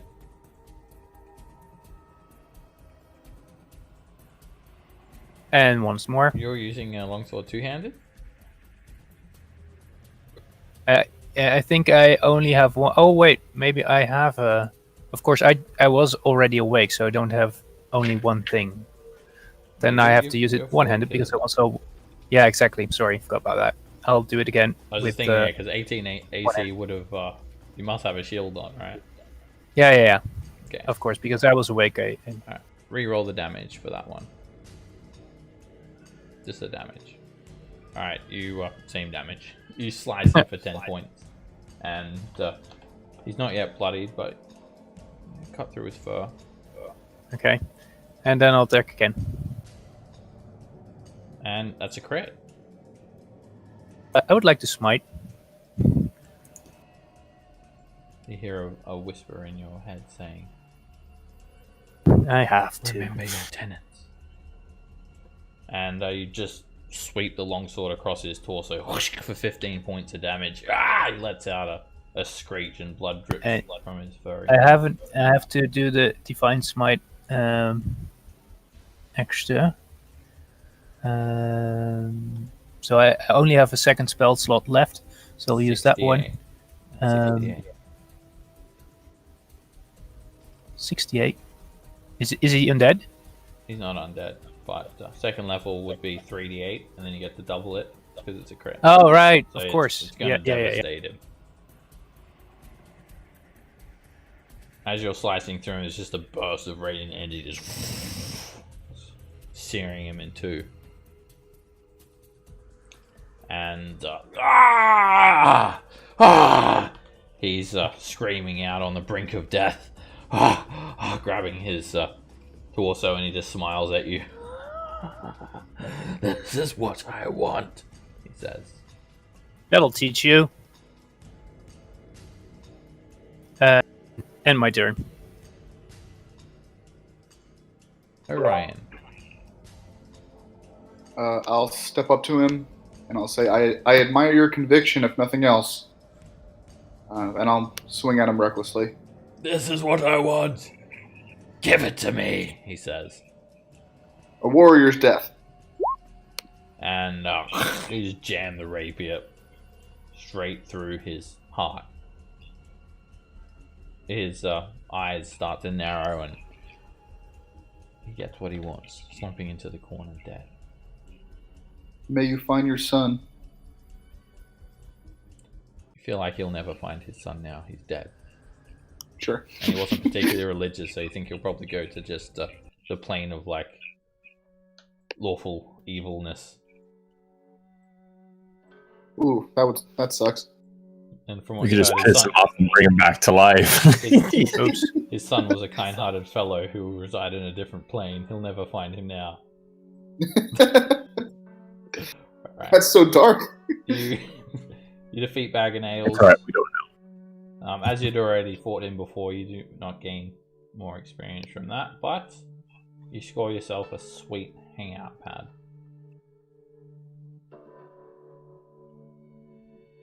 Awesome. Well, at least we can, be sure that nobody else knows about this place, right? Well, if they didn't see us come here today. True. Okay. But You guys just reflect on what happened and make sure everyone's okay. And something about midnight. He said that like the stew was supposed to take effect at midnight. So you guys just want to continue watches and go back to sleep? let's check his body for poison or his surrounding area for poison. Okay. You check his body, and he wears this set of studded leather armor. He has a dagger on his person. He has it's like a banana leaf, and it just kind of tucked into his belt. And he also has a longbow nearby, just leaning against the wall. And he has about 80 arrows. Who wants to take? Does anyone want to take that longbow? I don't have a longbow if nobody takes it. I won't be taking it. No, my dex is not that high. Yeah, mine either, but it's better than nothing. The longbow is just made from some bamboo, and he's basically got some sturdy vines for the string. He has 80 arrows, which are just carved from wooden tips. So I have a crossbow, so you take the bow. Well, I have firebolt. if you take the bow, take the arrows as well. So you're gonna take them, Gary?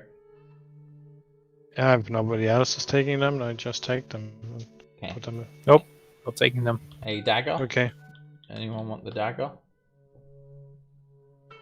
Oh, I have a dagger. Is it in any way special? It doesn't really look special. It's actually just carved from what looks like a dinosaur tooth with like a leather wrap handle. In that case, I also have one already, so I don't have any need. And he also has a short sword, which is made from steel. That was just kind of hanging out with his longbow against the wall. Anyone want the short sword?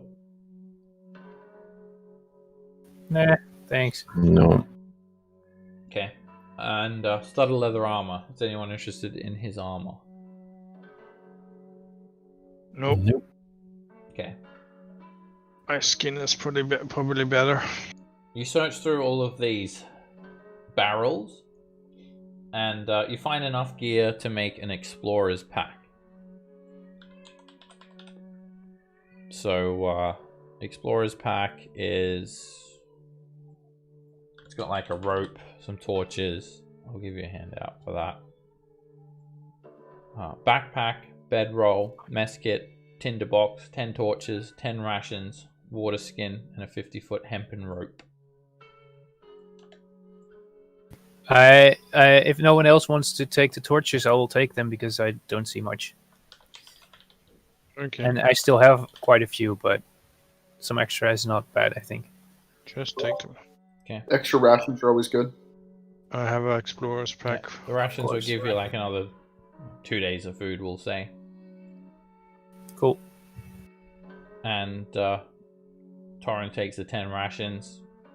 Anyone interested in the rope? 50-foot hempen rope? No, 10 I will torches. take it because I forgot to take my rope back again. Okay. Okay. So I have a 50 hemp rope.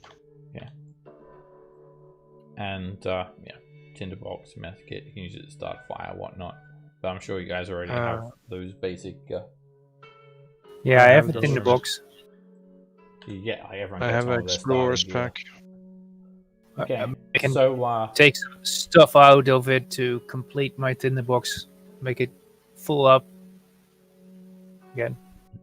the other thing Well, that you find is this hollow gourd that's just kind of slunk in the corner. It's quite large and it has like a leather strap, and it's sealed with a wax lid that can be like a screw top lid. It's made out of what looks like a couple of hollowed out coconuts that have been glued together.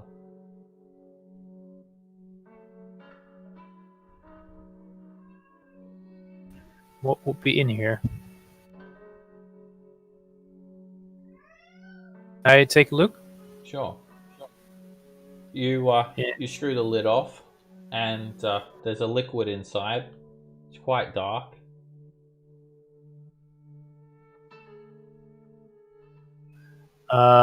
Could this be his poison he poured into the soup, maybe?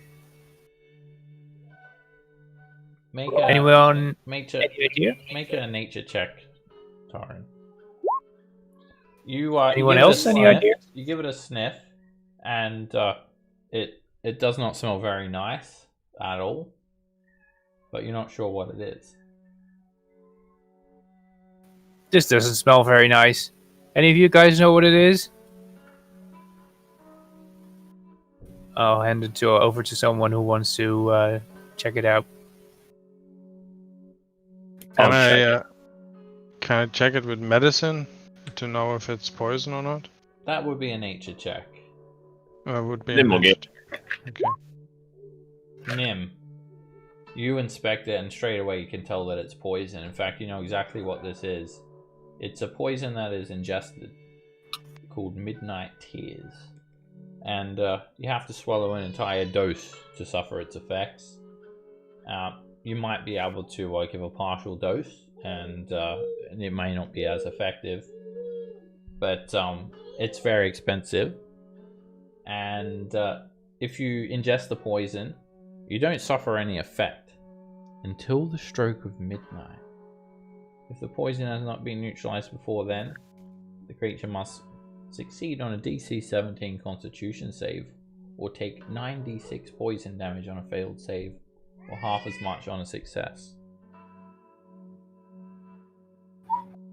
Yeah, this is not good stuff. No one eat this. Well, we could use it to get rid of some red wizards.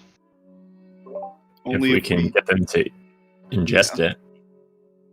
I also have Yeah. some other poison for that too. I got it from a Medusa that would make people hallucinate, I'm pretty sure. Alright, there's 3 doses here as well, by the way. It looks like it could probably fit about 5 this gourd. Obviously, some of it has been used. So I'll give you a handout for that poison. Yeah, let's take it with us. We'll put it in party loot unless anybody specifically wants it. Let's put it in the bag of holding and see. Each Then dose we can costs use it. 1,500 gold pieces as well. That's expensive crap right there. Mm-hmm. Yeah, but if it gets rid of the red wizard, it's worth it. Fair enough. But we will see if we have the chance or not. If not, we got good spending money if we make it alive. Yeah, we could take the rest of the night for long rest, or Yeah, I'm exhausted and bleeding. I would like to dress a few of my wounds here. Yeah, let's sleep. Do we have a medicine bag?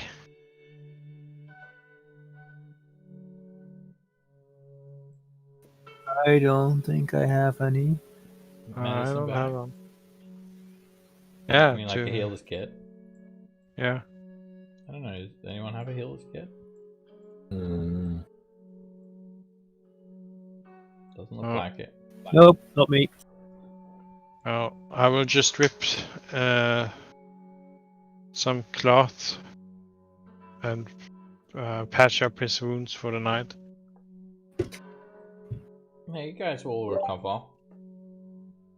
So, everyone ready to continue the rest? Yeah. Yeah. Yep. Yes. Alright, yeah, go ahead, take a long rest. You guys complete your watches. You wake up the next day, it's day 82.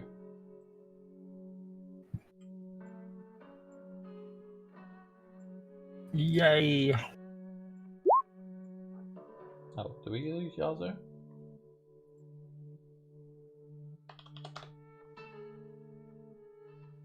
Seems to be. There's the long rest. Didn't There's, mention anything about Click your how- token, then it'll be in the top. yeah, there. I found it. What spells do I want?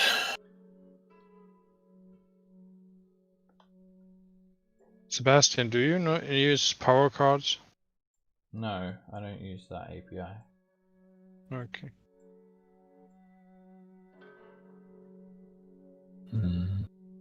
When you're finished preparing your spells, let me know and we'll move on. And I don't know what happened to Yazo. I'm guessing maybe he got upset that he didn't have an arcane focus. So I'll send him a message and see what's going on with he him. lost Discord connection.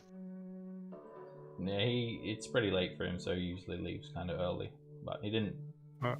mention. Yeah, maybe he lost internet because he was kind of. Well, actually, no, he was in the game, but he was still in the Discord for a bit. Anyway, I'll just presume that he's gonna do some foraging today. So he leaves bright and early to do that. If you're wondering where he is. All right, who's up for a lovely day of trekking through shrines and appeasing mischief gods? Well, there's nothing much else to do. I was gonna say the same. Okay, you guys ready to go? Oh, let's go. Or does Nim still need a minute? I just have one more spell, and it's more utility, so it wouldn't come into fighting. Alright, let me know when you're ready, and then we'll move on. Do. Let's pick.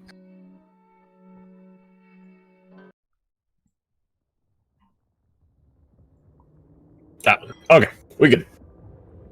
Okay, when you guys step out today, it's very hot and humid, but still there is this continuous vault of volcanic smoke and ash covering the city, and visibility is still limited out to a few hundred feet at best. I feel like maybe if you got up high and had a good vantage point, you'd probably be able to see clearly enough to see the entire city. Other than that, on the ground here, your vision is obscured by the smoke, the fog, and all of the buildings that surround you. So here's what I suggest for today. Let's try to hit this shrine and this shrine at the least, and at some point let's try to make it over to the cliffs and we can climb up and get a good vantage point and see what's going on, and then go from there. Maybe there's some cliffs in sounds this good. direction. But do I have any idea how we're going to get up to this shrine over here? How far is it over to the between the edges? Alright, so Yeah. you head over to this tumble down ruin, and you actually see just like a cliff, and then there is a shrine overlooking this lake of bubbling lava. You take a look around at the closest point from where you guys are standing to get over to that other little ledge, and it's about 60 feet wide. That will be the narrowest gap. 60-foot long gap. The wine from Nim was 50 feet, wasn't it? Yep. Does anyone have a grappling hook? How far do you go with Misty Step again? 30. I don't have it, but 30 feet. oh, that's not far enough. If you you feel like if you fall from the top of the cliff into lava, it would be certain death. I think we have to put a stopper in it and try the other one first. And Agreed. maybe when we are a little bit more powerful, we have a solution for this problem. On any other day besides today, I can make us jump 3 times as far. Even then, when you say jump 3 times as far, you're all thinking that you still wouldn't be able to make it. 45 feet. I could make it. You'd have to have a 20 strength score to make that. Unless you've Misty got Step like, after that. unless you've got like a remarkable athlete or something. Yeah, but if triple the distance, it's 15 feet is normal for me. 45 feet, and then Misty Step, I Yeah. would make it. You could jump and Misty Step midair and make it over. Looking But down that's- this cliff, is it? But- Does this like down here connect to the lava? Like, is it lava pools looking directly down, or is there like a Yeah. gap down here? It's there's lava down there. It's a 200-foot drop as well.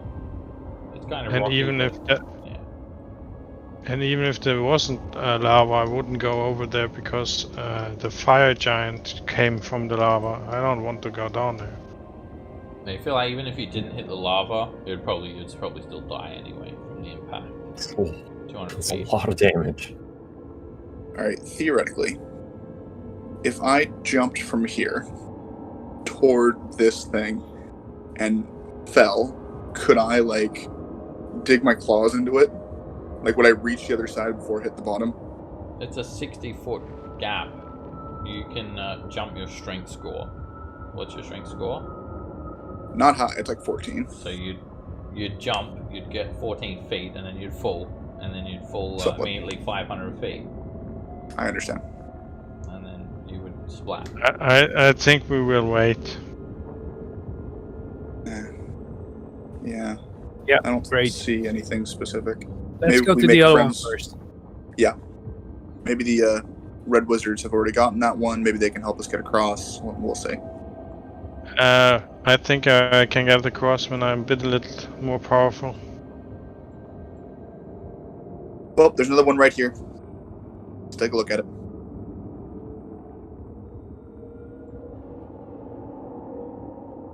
Okay, we head over here to investigate. And let me just gotta do something really quickly. Okay, you head over to this shrine, and take a look. It's much the same, as it has these 2 obelisks flanking the entrance and a ruined, crumbled wall. So you guys want to head in here? Yeah. Okay, I'll move over to the shrine now. Just gotta take some people out. Orvex. The adventuring party has dwindled today. It's like some people are taking their day off from adventuring. You can only go so much. before it gets to you. You need to. All this adventuring catches up. You need to take a day off to rest. As you approach the entrance, you see swirly carvings decorating 2 obelisks at the entrance of the compound.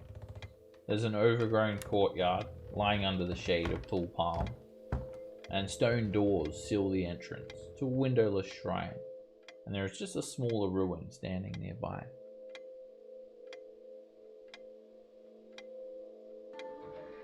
Sebastian, do I need a special talent to ritual cast something, or can I do it if the spell allows? You are a sorcerer. I do not think they get ritual casting. You have to see. I'm pretty sure that's not one of your class features. I can look it up for you if you like. Probably Sorcerer. not. Yeah, I'm pretty sure they don't get ritual. So I would have to have the talent. Sorcerer. Yeah, they don't get ritual. I think it's just like cleric and wizard and bard. I get it. And paladins don't get it either. Oh. Yeah, paladins can't do rituals either. Sorry. Okay. Well, should I use a spell slot to comprehend languages? I ask my colleagues. Does it let you read stuff? Comprehend languages makes me understand any kind of language, written or spoken, if I That would be remember helpful. correctly. Sounds useful. I think that would be very helpful. Yes. Yeah, you also understand any written language that you see. Yeah, you can just place your hand on it and then it takes about a minute to read a page. Yeah. Well, I will do that and see what the obelisk says. Alright, you take a look at the obelisk, and there's no writing on them. There's no inscription. Okay, then I wouldn't have cast the spell. So I'll describe it again. It's just swirly carvings decorating the obelisk, like little swirly patterns. Okay. But if the other shrines have taught us anything, there's probably something written around here too. As you say that and you look towards the shrine entrance, you do notice above the doors an inscription. Okay, well the spell comes up and I touch the... do I have to touch the writing, or is it enough to touch the wall? You have to touch just the wall, basically. The surface Okay, of what it's written, so touching the wall is fine. And you look I up. stand like an idiot at the wall and touch the wall. The swirling letters, pardon me, the swirling letters, they start to swirl around and then coalesce into a language you can read. And they say, Unk urges us to contrast all options before acting. Mm-hmm. I thought we did that yesterday.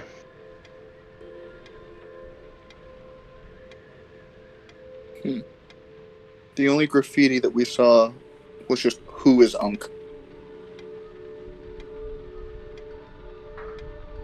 And we don't get a history lesson today because we don't have... Yeah, that's a shame. Yeah. No, let's take a good look around this before we do anything. I notice there's a little bit of water in a pool at the northeast corner of the shrine. The walls have degraded, broken in many places. Surrounding plants overgrown, vines enroaching into the stone work of the wall. Nothing of particular interest. Is there anything in this little room where Torin was looking and I am looking now? So, you head up to this squat building. It's about 15 foot square. The roof is missing. It's completely collapsed. And now there's just a thick mass of plants growing up from the rubble. And through the moss, along the wall, you see hundreds of iron keys hanging from hooks. Some are bent, some are broken, others are rusted beyond repair. The rest look serviceable. Do they all seem like the same key, or is the different keys? Every Or single key is slightly different. okay. Do you need the key to open the main door? Is it The locked? doors themselves, they just consist of some heavy-looking slabs. There are no keyholes on them though, and they're just resting on hinges. Ryan, I think we need some muscle power. I'm not so sure about that. These are trickster gods, right? I don't want to just muscle through it. Just to open the door, I think. Well, let's keep checking, right? The only thing we know about this place is that we should check it thoroughly. And I can't believe we never thought of this before. Can I climb to the roof of this thing? To the shrine. Yeah, can I just, like, climb up the wall? Yeah, it's about 20 feet tall, and you climb up to the top. The roof is, I mean, it's pretty much intact. The roof is fairly flat. Any entrances, broken stone, anything like that? No. The roof is intact. There's no holes in the ceiling or anything like that. I'll climb down.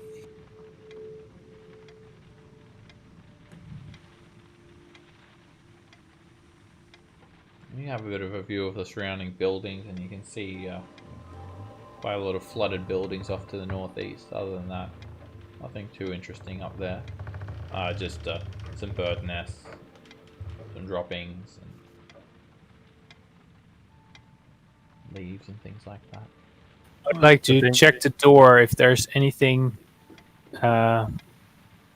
like a way to open it. So there's no keyhole, but maybe there's a doorknob or There is a hinges or whatever. a rectangular recess, like a door handle basically, like indentation where you can, on each door, where you could use to open or pull the door shut. Just like a rectangular angled recess. Step back, I'm gonna try to open it. Alright, Okay. these doors are open away from you, Garrick, and you start to pull on them, and they're just... It's like trying to lift a ton.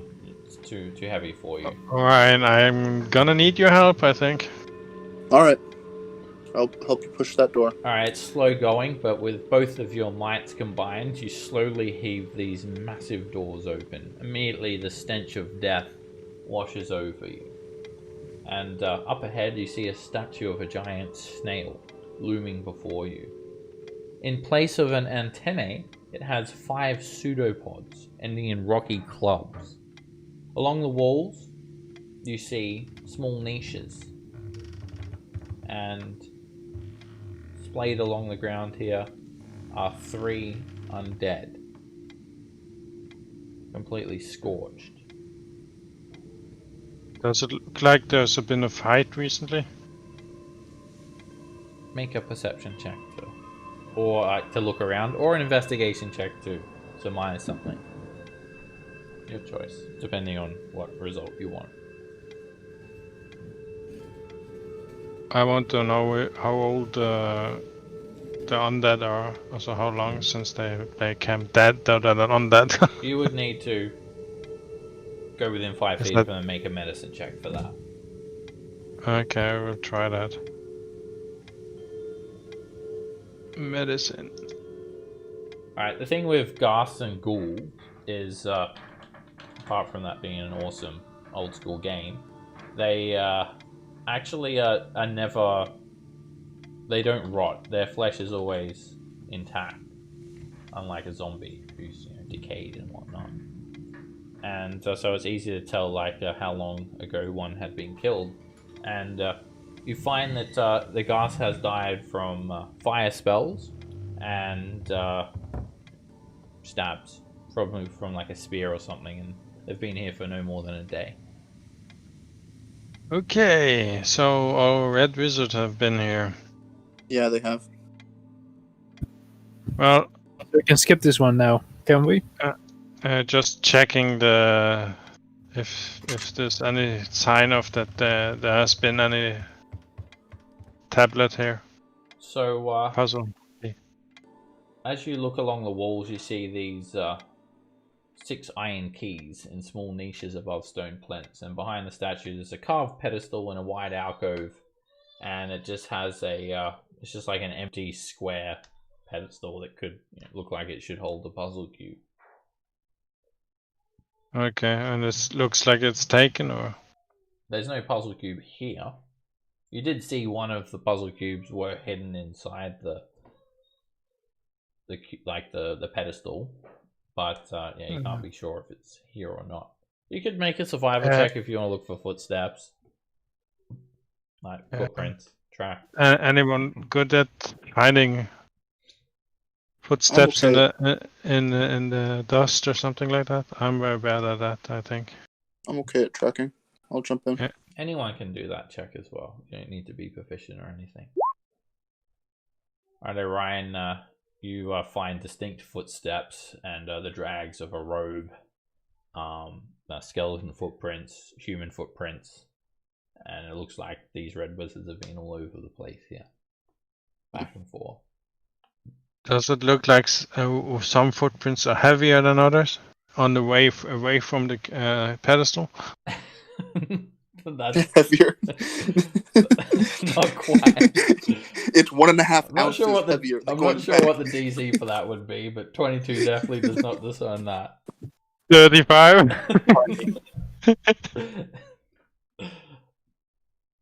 Find distinct footprints that could only be made by the difference between someone carrying the exact weight of a puzzle cube. But no, the footsteps, they go in and out the shrine, they go right up to this pedestal, they go out to this workshop, and it very much looks like the red wizards have been in here, and logic would say that they took the puzzle cube. They did say they found one, and there you go. Yeah, they could have lied. Or they may not have been able to get it, and they didn't figure out the puzzle. Have been another wizard, because they said they didn't talk to this wizard said it hadn't talked to the others, so how she about hadn't we talked to spend you. some time It could also here? be that they have more cubes, right? Yeah. How about we spend some time here and try to figure out what it was, just for the sake of completionism, and then Okay. I think so. If they start looking, we should get them more, as many as we can from everybody. Yeah, maybe we should try to get another a cube. We can always come back here if we don't. Yeah. That's true. That's a fair point. Let's go to the one we found along the path yesterday. And remember that if we need to, there might be one here. Probably not, but maybe. Okay, you guys exit. So I'm thinking let's go to this one. So you don't want to see if we get to the wall here and.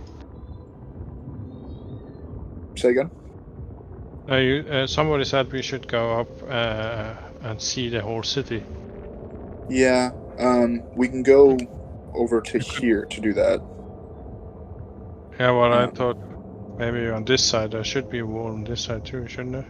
Yeah, we don't know how far that'll be, right? It could be a long distance. Yeah, do we see how far it is?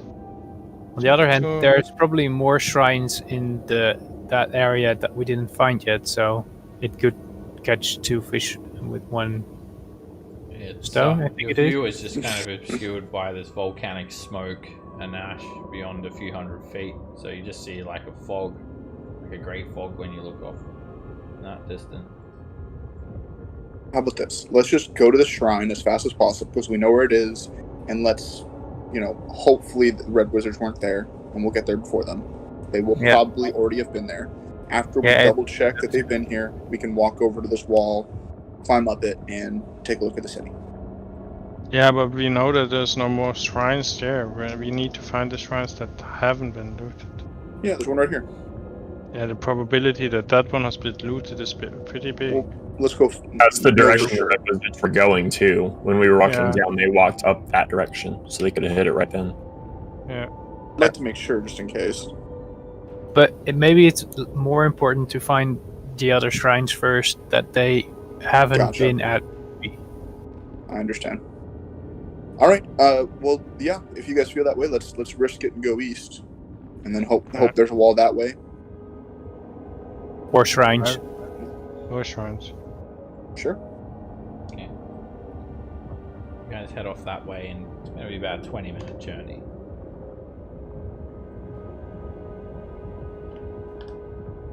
Alright, you continue heading along the promenade, and you see more ruined buildings.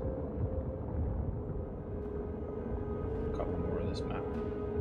You can start to see these massive 100-foot high cliffs flank the eastern side of Omu.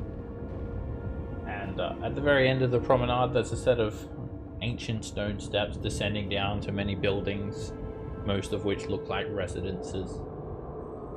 Quite a grand looking entrance to something to the north, and a shrine here tucked in the corner. A pair of I check the shrine first. Yeah, we should check the shrine first and then try to handle the wall.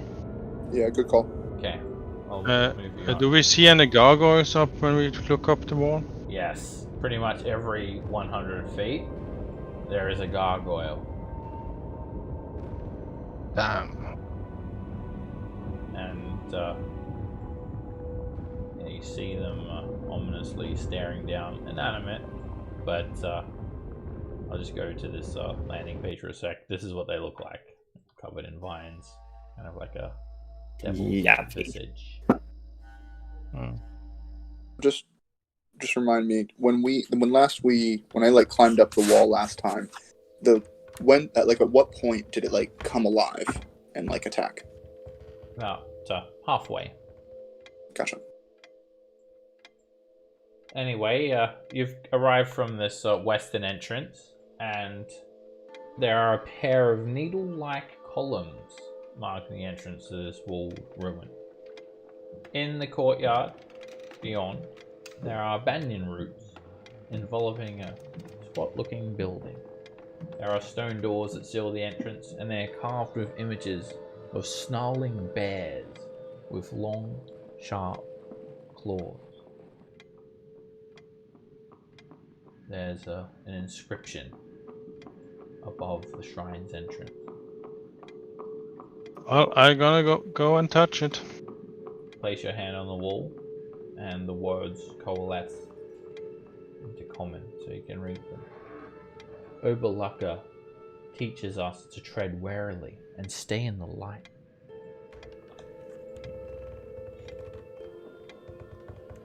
The doors are actually slightly ajar. The hinges rusted.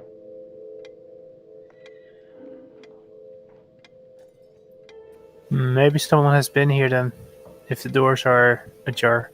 If it's only slightly and they're rusted, they would have been all the way open, though. Fair enough. Remembering back to Orvex's story, he said that Obolaka was a Zorbo. Do we know what a Zorbo is? A Zorbo. Well, I don't. As far as you remember, it was like kind of like a koala.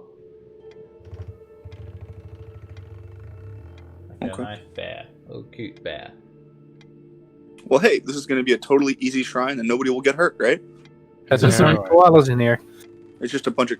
You have to cuddle with koalas for a little bit, and then they give you the piece. Let's do it. Okay. Okay.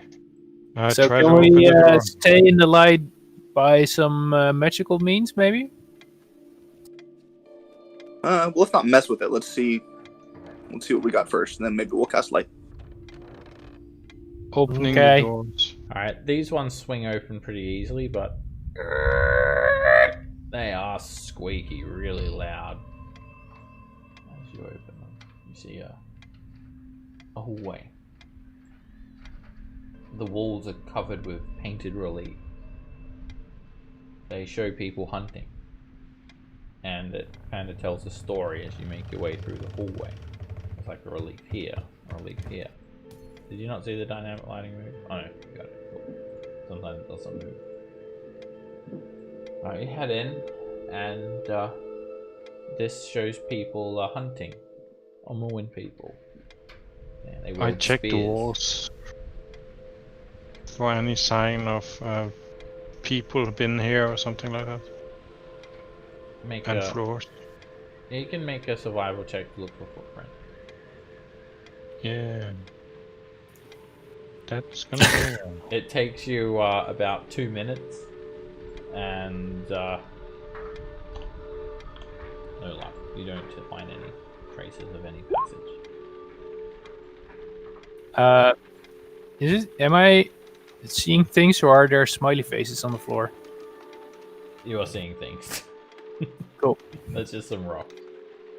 So yeah, this shows Omuan people hunting. They wield spears and they hunt animals, dinosaurs mainly. And in this relief, they are harvesting fruit, crops of fruit, or picking them from trees, bushes. The hallway continues on, where you can see more of these colourful paintings lining the wall. The next one that you peer, Ryan, it shows Omuan people sowing seeds, planting crops in the ground. It's a 10-foot wide, 10-foot high hallway, covered in dust with rocks on the ground everywhere, leaves and whatnot. This shows Omuan people crafting weapons. They whittle spears. They stretch vines over bows. This one shows them feasting. They sit around wearing colourful clothing, brand, roast, surrounded by fruit and vegetables. A big table. So how's the light in this room? It's getting house, pretty dark. The light's basically it's lightly obscured from about where Ryan's standing. Shady. Any? I hold out my sword, waiting for someone to light it.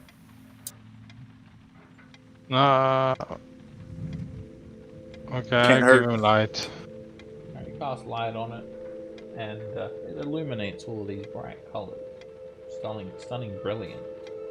You notice in this relief, Omuan people fighting one another. They wield wooden spears and shields.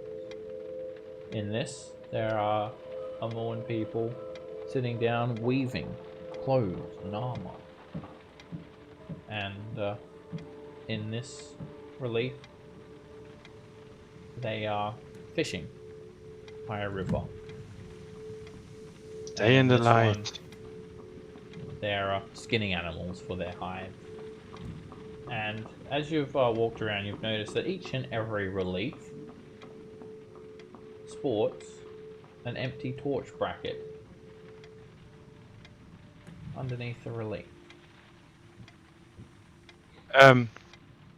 Yeah. Torin, you have torches, don't you? Yeah, I have quite a few.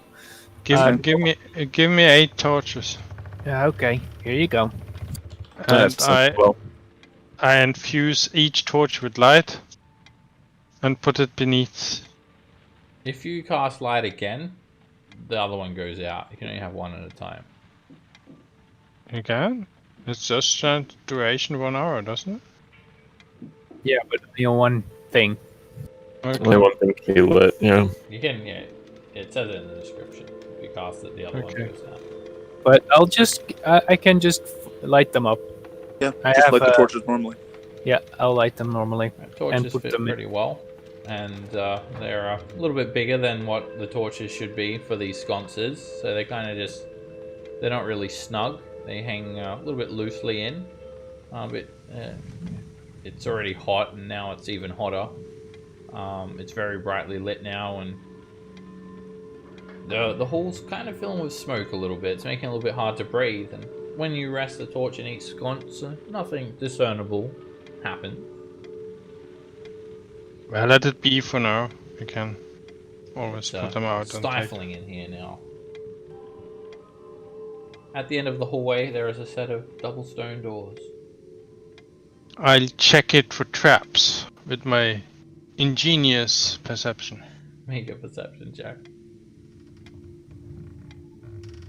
You take a careful look at the stone doors, and you don't notice anything out of place. Let's open them up. Yeah.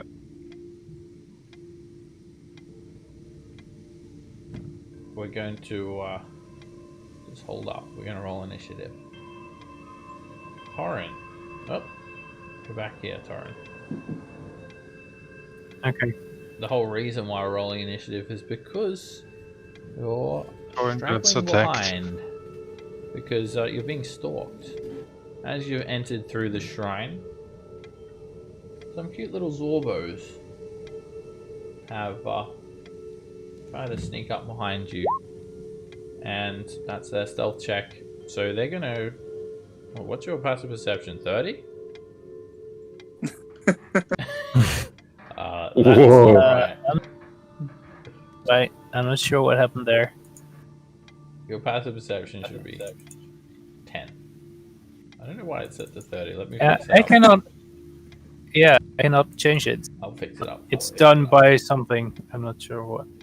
Oh, it's a thingy. I don't know why that got messed up. Alright. I want that feat. Yeah. You are hyper aware of everything. Your 18 divine senses. Let me fix it up for you. Passive perception.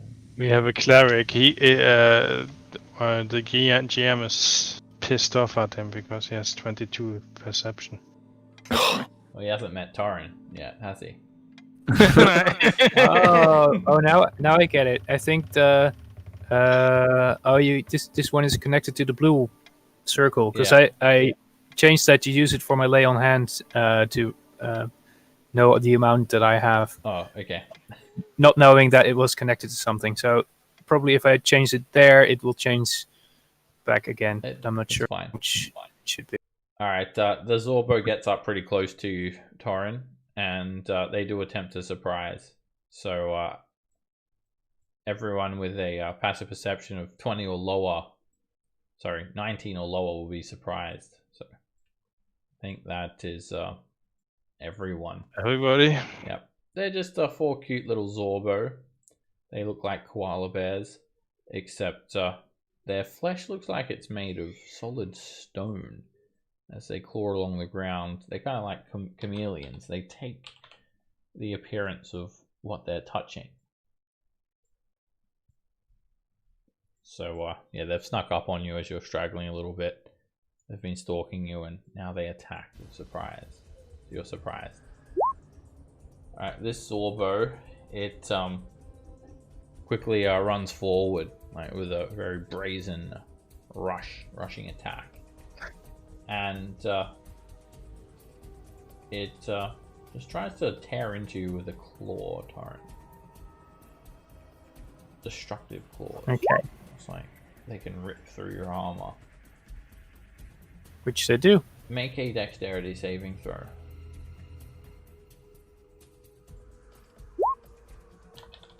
Alright, it tries to like actually tear into your armor.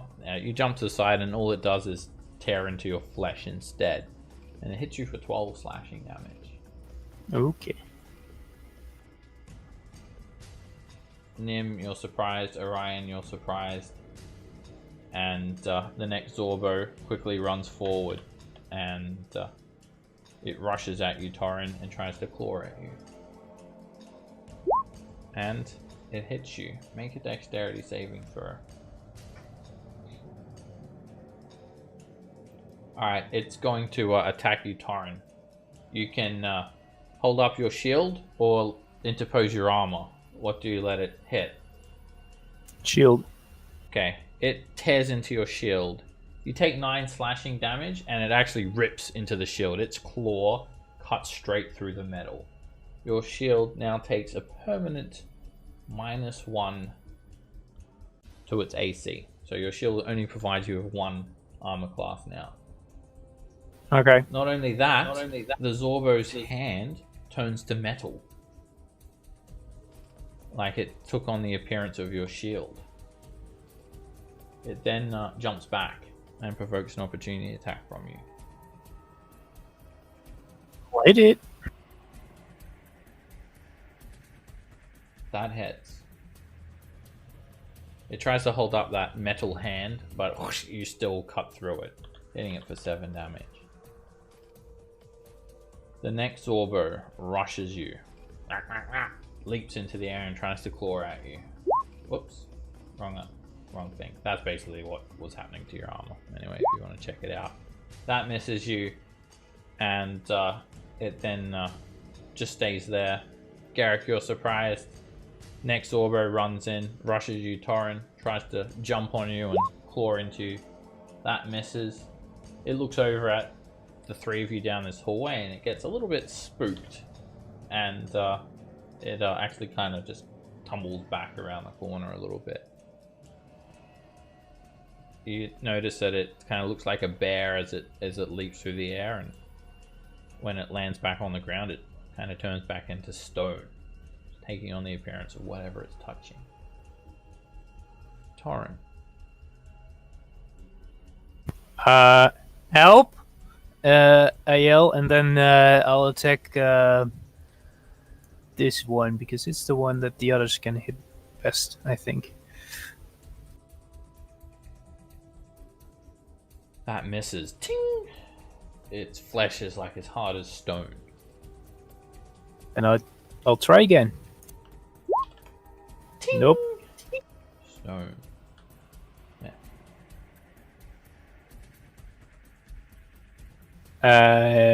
End of... Wait, can I do... Yeah, I'll do a Shield of Faith on myself.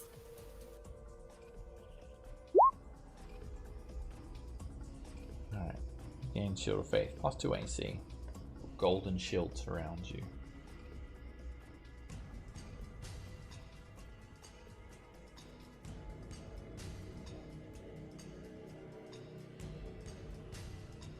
Alright, this Zorbo, I mean, it just looks like a koala, but, you know, it's got these terrifyingly long claws and sharp teeth. It just jumps on you and tries to claw at you, Torrin.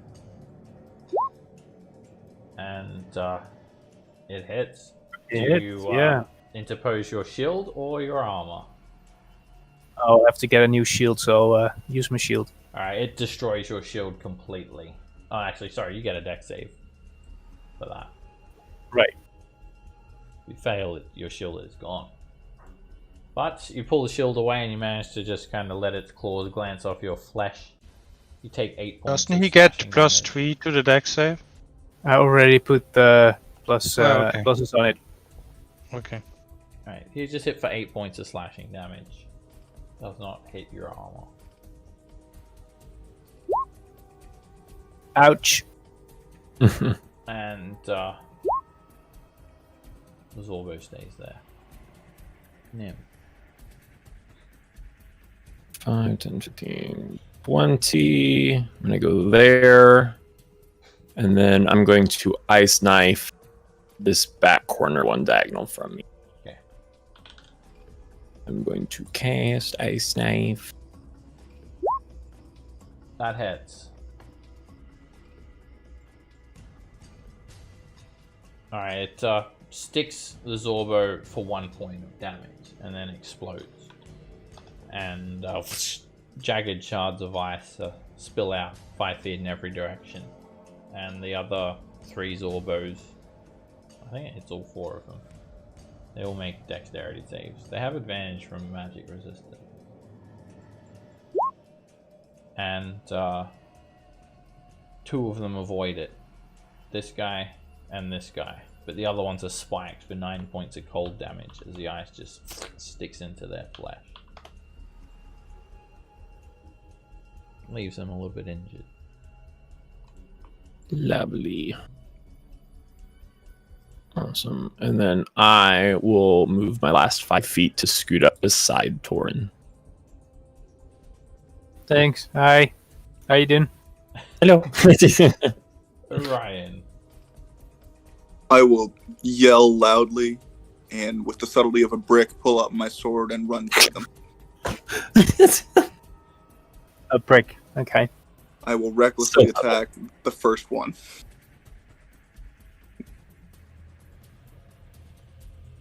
Miss. Ting! Bounces off stone.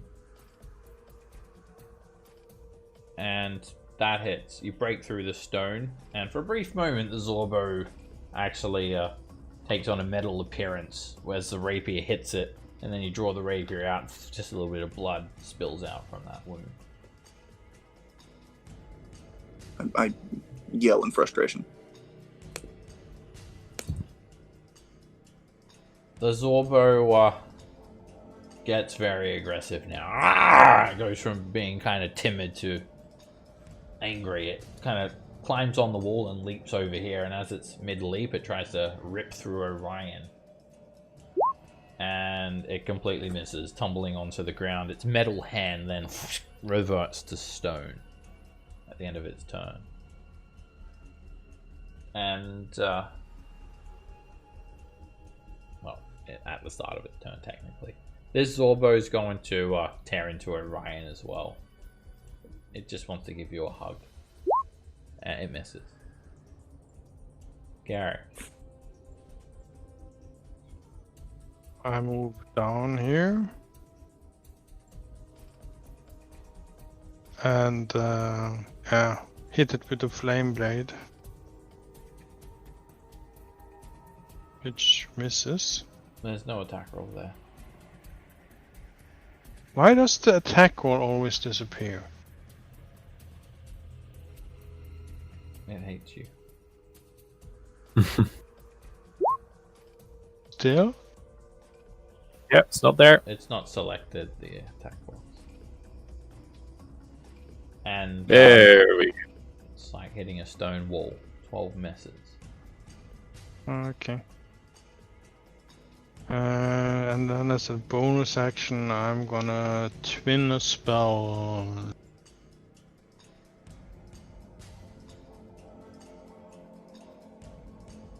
For me and Orion, I touch Orion on the shoulder. Right. Another 2 shields appear.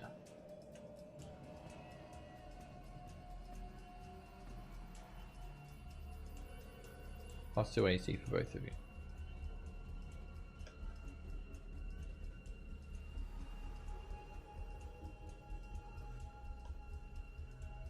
Right, that's an action, bonus action, and movement. Any more movement?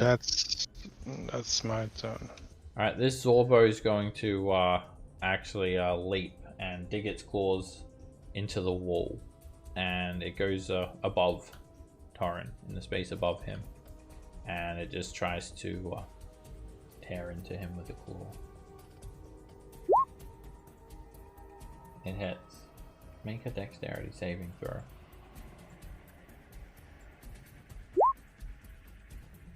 You prevent it from completely destroying your shield, and you take 6 slashing damage.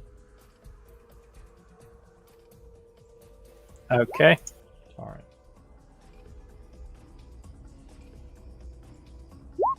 Right. So I'm getting a bit worried about my hit points, so I will do a lay on hands on myself for 25. And that's it for this turn. You're feeling a lot better. The Zorbo sees Nim run up and explode them all with ice, so it retaliates, trying to slash into him. And it completely misses. Ignore that con save, Thorin. I don't know what happened with your points. Nim. Well, I can't do it again because we're all too close. So instead, I will just go Primal Savagery. And I'm going to attack the one just straight in front of me. So I will slash at him with my That hits. fingernails. That melts through its stony flesh. Ooh. A massive pockmark appears in the Zorbo's torso, and it's almost dead. Lovely. I don't think I have any bonus action things, so that'll be my turn. Right. 'Cause I'm not moving.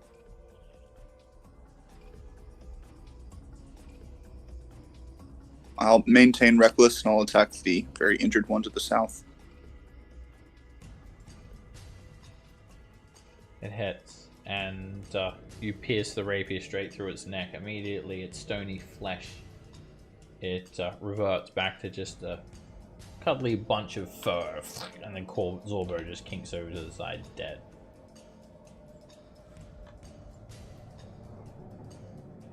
I'll move into its square and then attack this one here.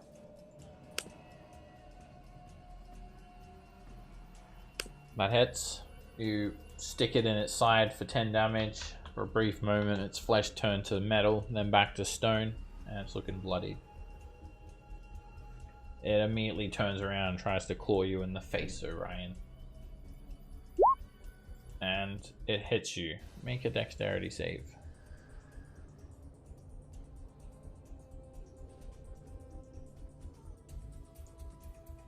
You succeed that save from Torrent's aura. And I also have advantage, I think, too. Oh yeah, you saw it coming. You take 4 slashing damage. Garrick. Fire the button again. Green flame blade. Here it comes. Yeah. It hit. It only just glances it. 4 points of damage. Wait, no, you're missing your modifier. Is that it's a longsword you're using? Yeah, it's a long sword. Right, you're missing your strength modifier off that. 3. Okay, so 7 points. It's almost dead. That's it for me. This Zorbo keeps on trying to just rip into Torrin. And you guys are very unlucky with these things. Uh-oh. Make a dexterity Yep. save, Torrin. Uh-oh. It jumps on you, and you can either let it hit your shield or your armor. Shield. Alright, Bye-bye, it shield. actually, literally just turns the shield into a big pile of rust that falls onto the ground. A pile of little bits of dust, basically, rust-colored dust. The Zorbo's hand then turns to steel. Same material as your shield. And it rips that claw through your chest for 11 slashing damage.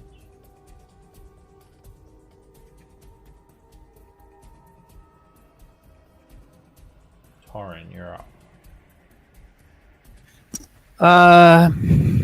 Yeah, so there's one above me, right? Yeah. It's just got its, one of its claws stuck into the wall. The other one's swiping at you. And so there's one above me, and there's one in front of me, and also one like above me on the map. Yeah, there's one above you. To the north.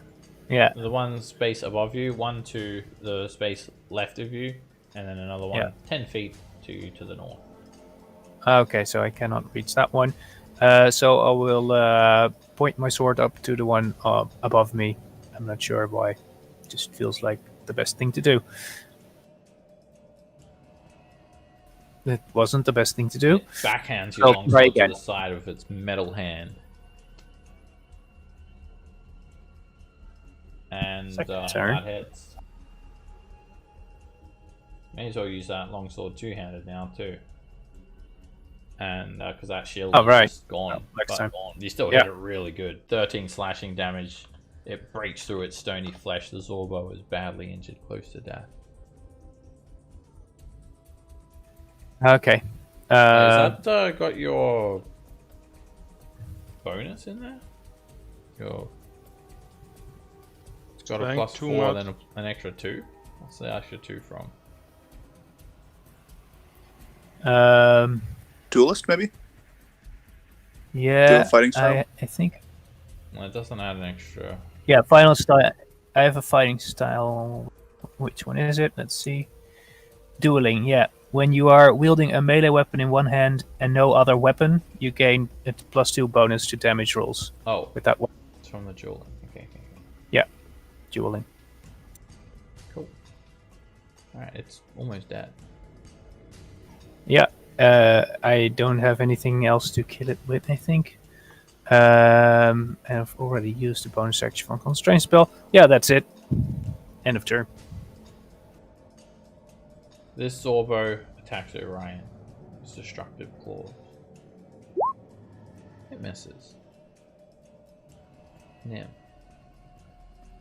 I'm going to look the one behind me, between me and Garrett, and I'm going to go Primal Savagery on that one. Another fingernail whip. Ooh, boy. You try to claw at it and it just jumps back. Your attack falls short.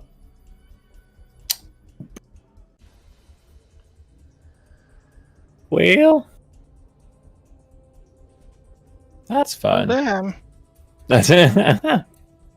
Orion. Reckless attack on the injured one to the north. Push him up. It hits. You pierce the rapier into the Zorbo, and its entire flesh takes on the appearance of blood because it's dead.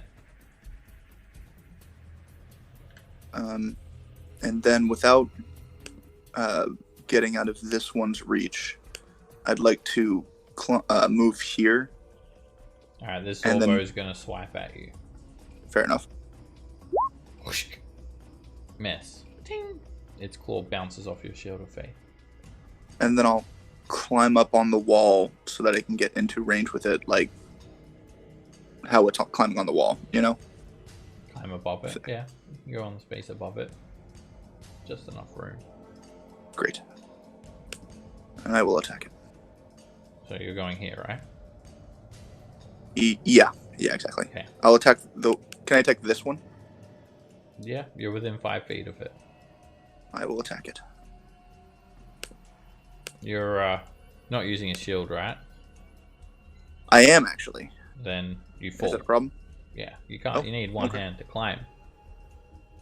And what That's happens true. is you take your hand off the wall, and immediately you fall. And Darn. you fall onto the Zorbo's space. You also miss with that attack, and you need to end your turn in an unoccupied space. Am I prone? You don't fall far. No, you don't fall far enough to fall prone or take any damage. You just land next to the Zorbo, basically, on your feet. Well, having humiliated myself by not realizing you need hands to climb, I'll just move here. Why? Climbing requires a free hand. Yeah, that's not the point why they move there, because now I can't go anywhere.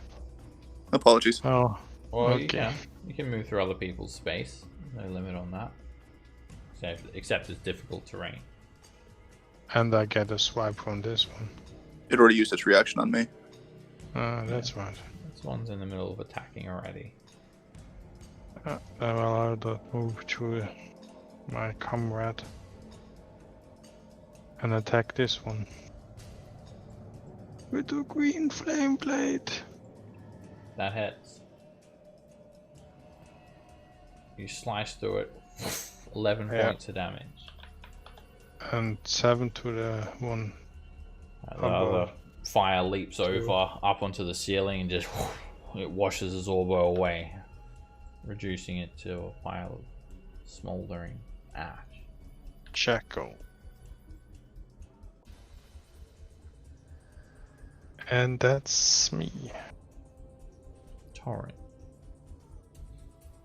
So I realized I could have smited last time. But let's see what happens first. I will take... so the one above me is still there, right? Nope. No. Oh, you, dead. and that one's killed. Right. Then I'll attack this one. Sorry. To remember to keep that button checked. Okay. Still full. I'll green. do it two-handed now. Hit. Nice. You break through its stony flesh, slashing it across its side, badly injured. I'll attack it again. That misses. You do a forward lunge, but the tip of your longsword just kind of pits its stony flesh and angles the blade off to the side. Man. Okay. I think I have found something I can do, which is a sanctuary.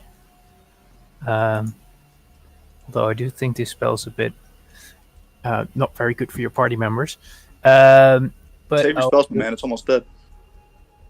Right, it's more of protection for me. Is this the last one?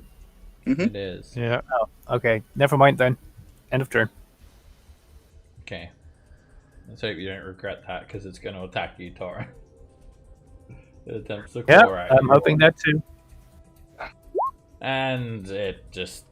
Orion landed on it and just like pushed it out of the way and just tumbles forward in this big mess. And it completely misses, and then it just looks around and it runs, provoking from everyone. It runs away. Or at least it attempts to.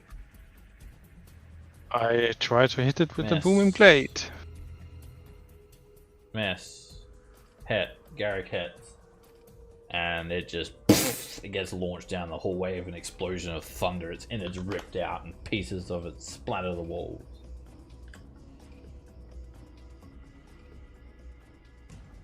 Well, thanks, guys. That was tough. So you lost your shield. Do you want a real two-handed weapon? I have a big maul. It's yours. I'm not sure. I think I can use martial weapon. Now I'll stick to my sword because I can make this a sacred one. Maybe I can do that to other weapons too. I'm not sure, but for now I will still stay with my sword. Yeah. Your call. You did notice some of those Cholton guards that the Red Wizards have employed did have shields. We should get some new weapons. We should just kill all of those guys, and then we'll outfit our entire party. Well, wait, you can, they you probably- can do to justify murder, basically. They probably have a focus for Yazo too. Yeah. But there's good news in this. The reasons to kill them are starting to pile up. Let's be honest. If they still have their shields, that means they probably didn't come here yet. Or they stayed in a group good because point. he said they attacked because you were far behind. Yeah, let's stick together and keep They going, I guess. obviously were aware of you guys, and the door opening was pretty loud, and they seemed to be fairly timid. As soon as they got a bit outnumbered, they kind of ran. Anyway, so at the end of this hallway, you've got a stone door, and you open it up, and you see a room that has a glorious sun carved on the ceiling. Is there something wrong here? Or just...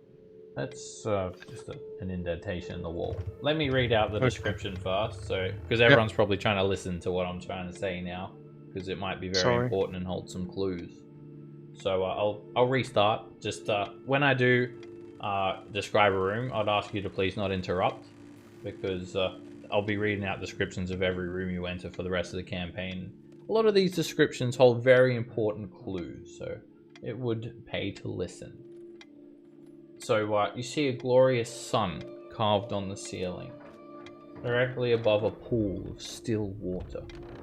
The ceiling, reflected in the pool, does not show a sun carving, however, but rather a moon.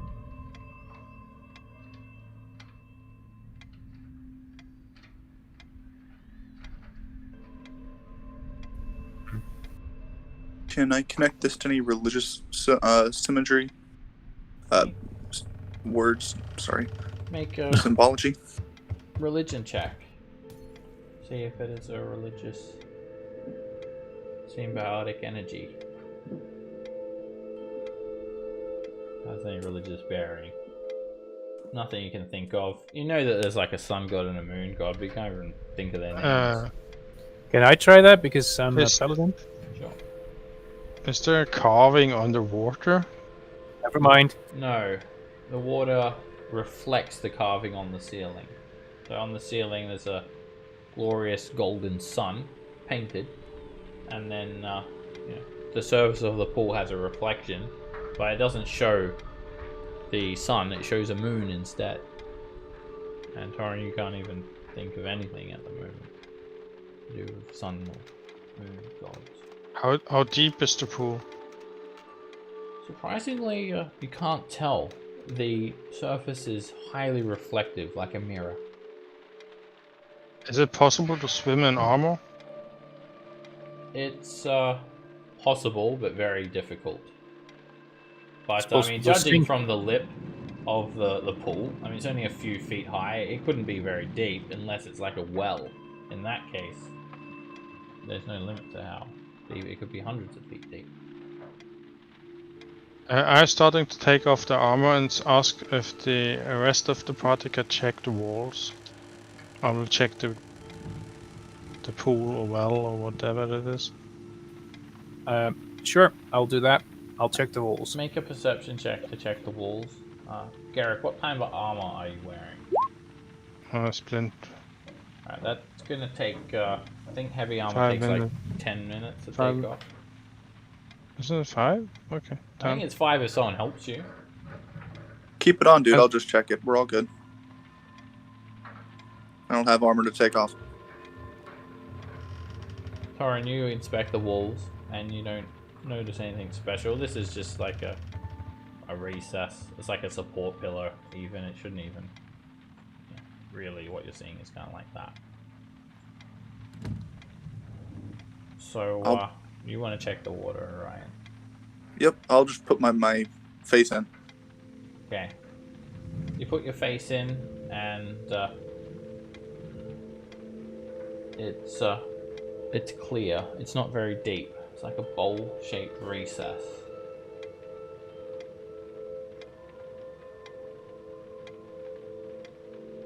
So, yeah, a couple of feet deep. I pull my head out and shake myself like a dog and say, "Just a pool, guys." Like a nice bath. Okay. Bathe in. We need to stay in the light. Shit, I jump in and try to kick the bottom if there's a hole. Alright, Anything. you jump in and Garrick disappears. Whoa. No, not me. What? He The- completely disappears. And that's where we'll wrap up Yeah. the session. for today. Dun, dun, dun. At least tell me if I need to make a new character. You do not need to make a new character. That's great. Okay. Guys, So down how- a few people this week, but I'm sure Morgoise, Yazo, and Millhouse will meet you guys and have a likely explanation as to where they were. Lovely. We Let's can hope surprise so. them with our new puzzle cube. Yeah, or maybe they broke one too. That'd be amazing. I wouldn't count on that. But It's always good to hope. yeah. Yeah. Yeah. Well, I'm a man of faith. I thought there was maybe a recess or something like that where the puzzle cube is. Why did I disappear? Why did I do that? Probably should have gone to the sun Stay first before the in moon. the light. Yeah. Well, the moon has light too, right? Well, if you say stay in the light, the sun is I was thinking- above. It should Yeah, be in the water. Also thinking that maybe you needed to go down there. The good news is either you did something really right and we're on the right track, or you did something really wrong and we're going into a trap. But he Or still both. doesn't have to do with the characters, so at least that's good. True. Positive sign somewhat. Not completely, but Alright, guys. All right, see you next guys. week. Take care, See you everyone. next Yeah, see you next week. Jeez.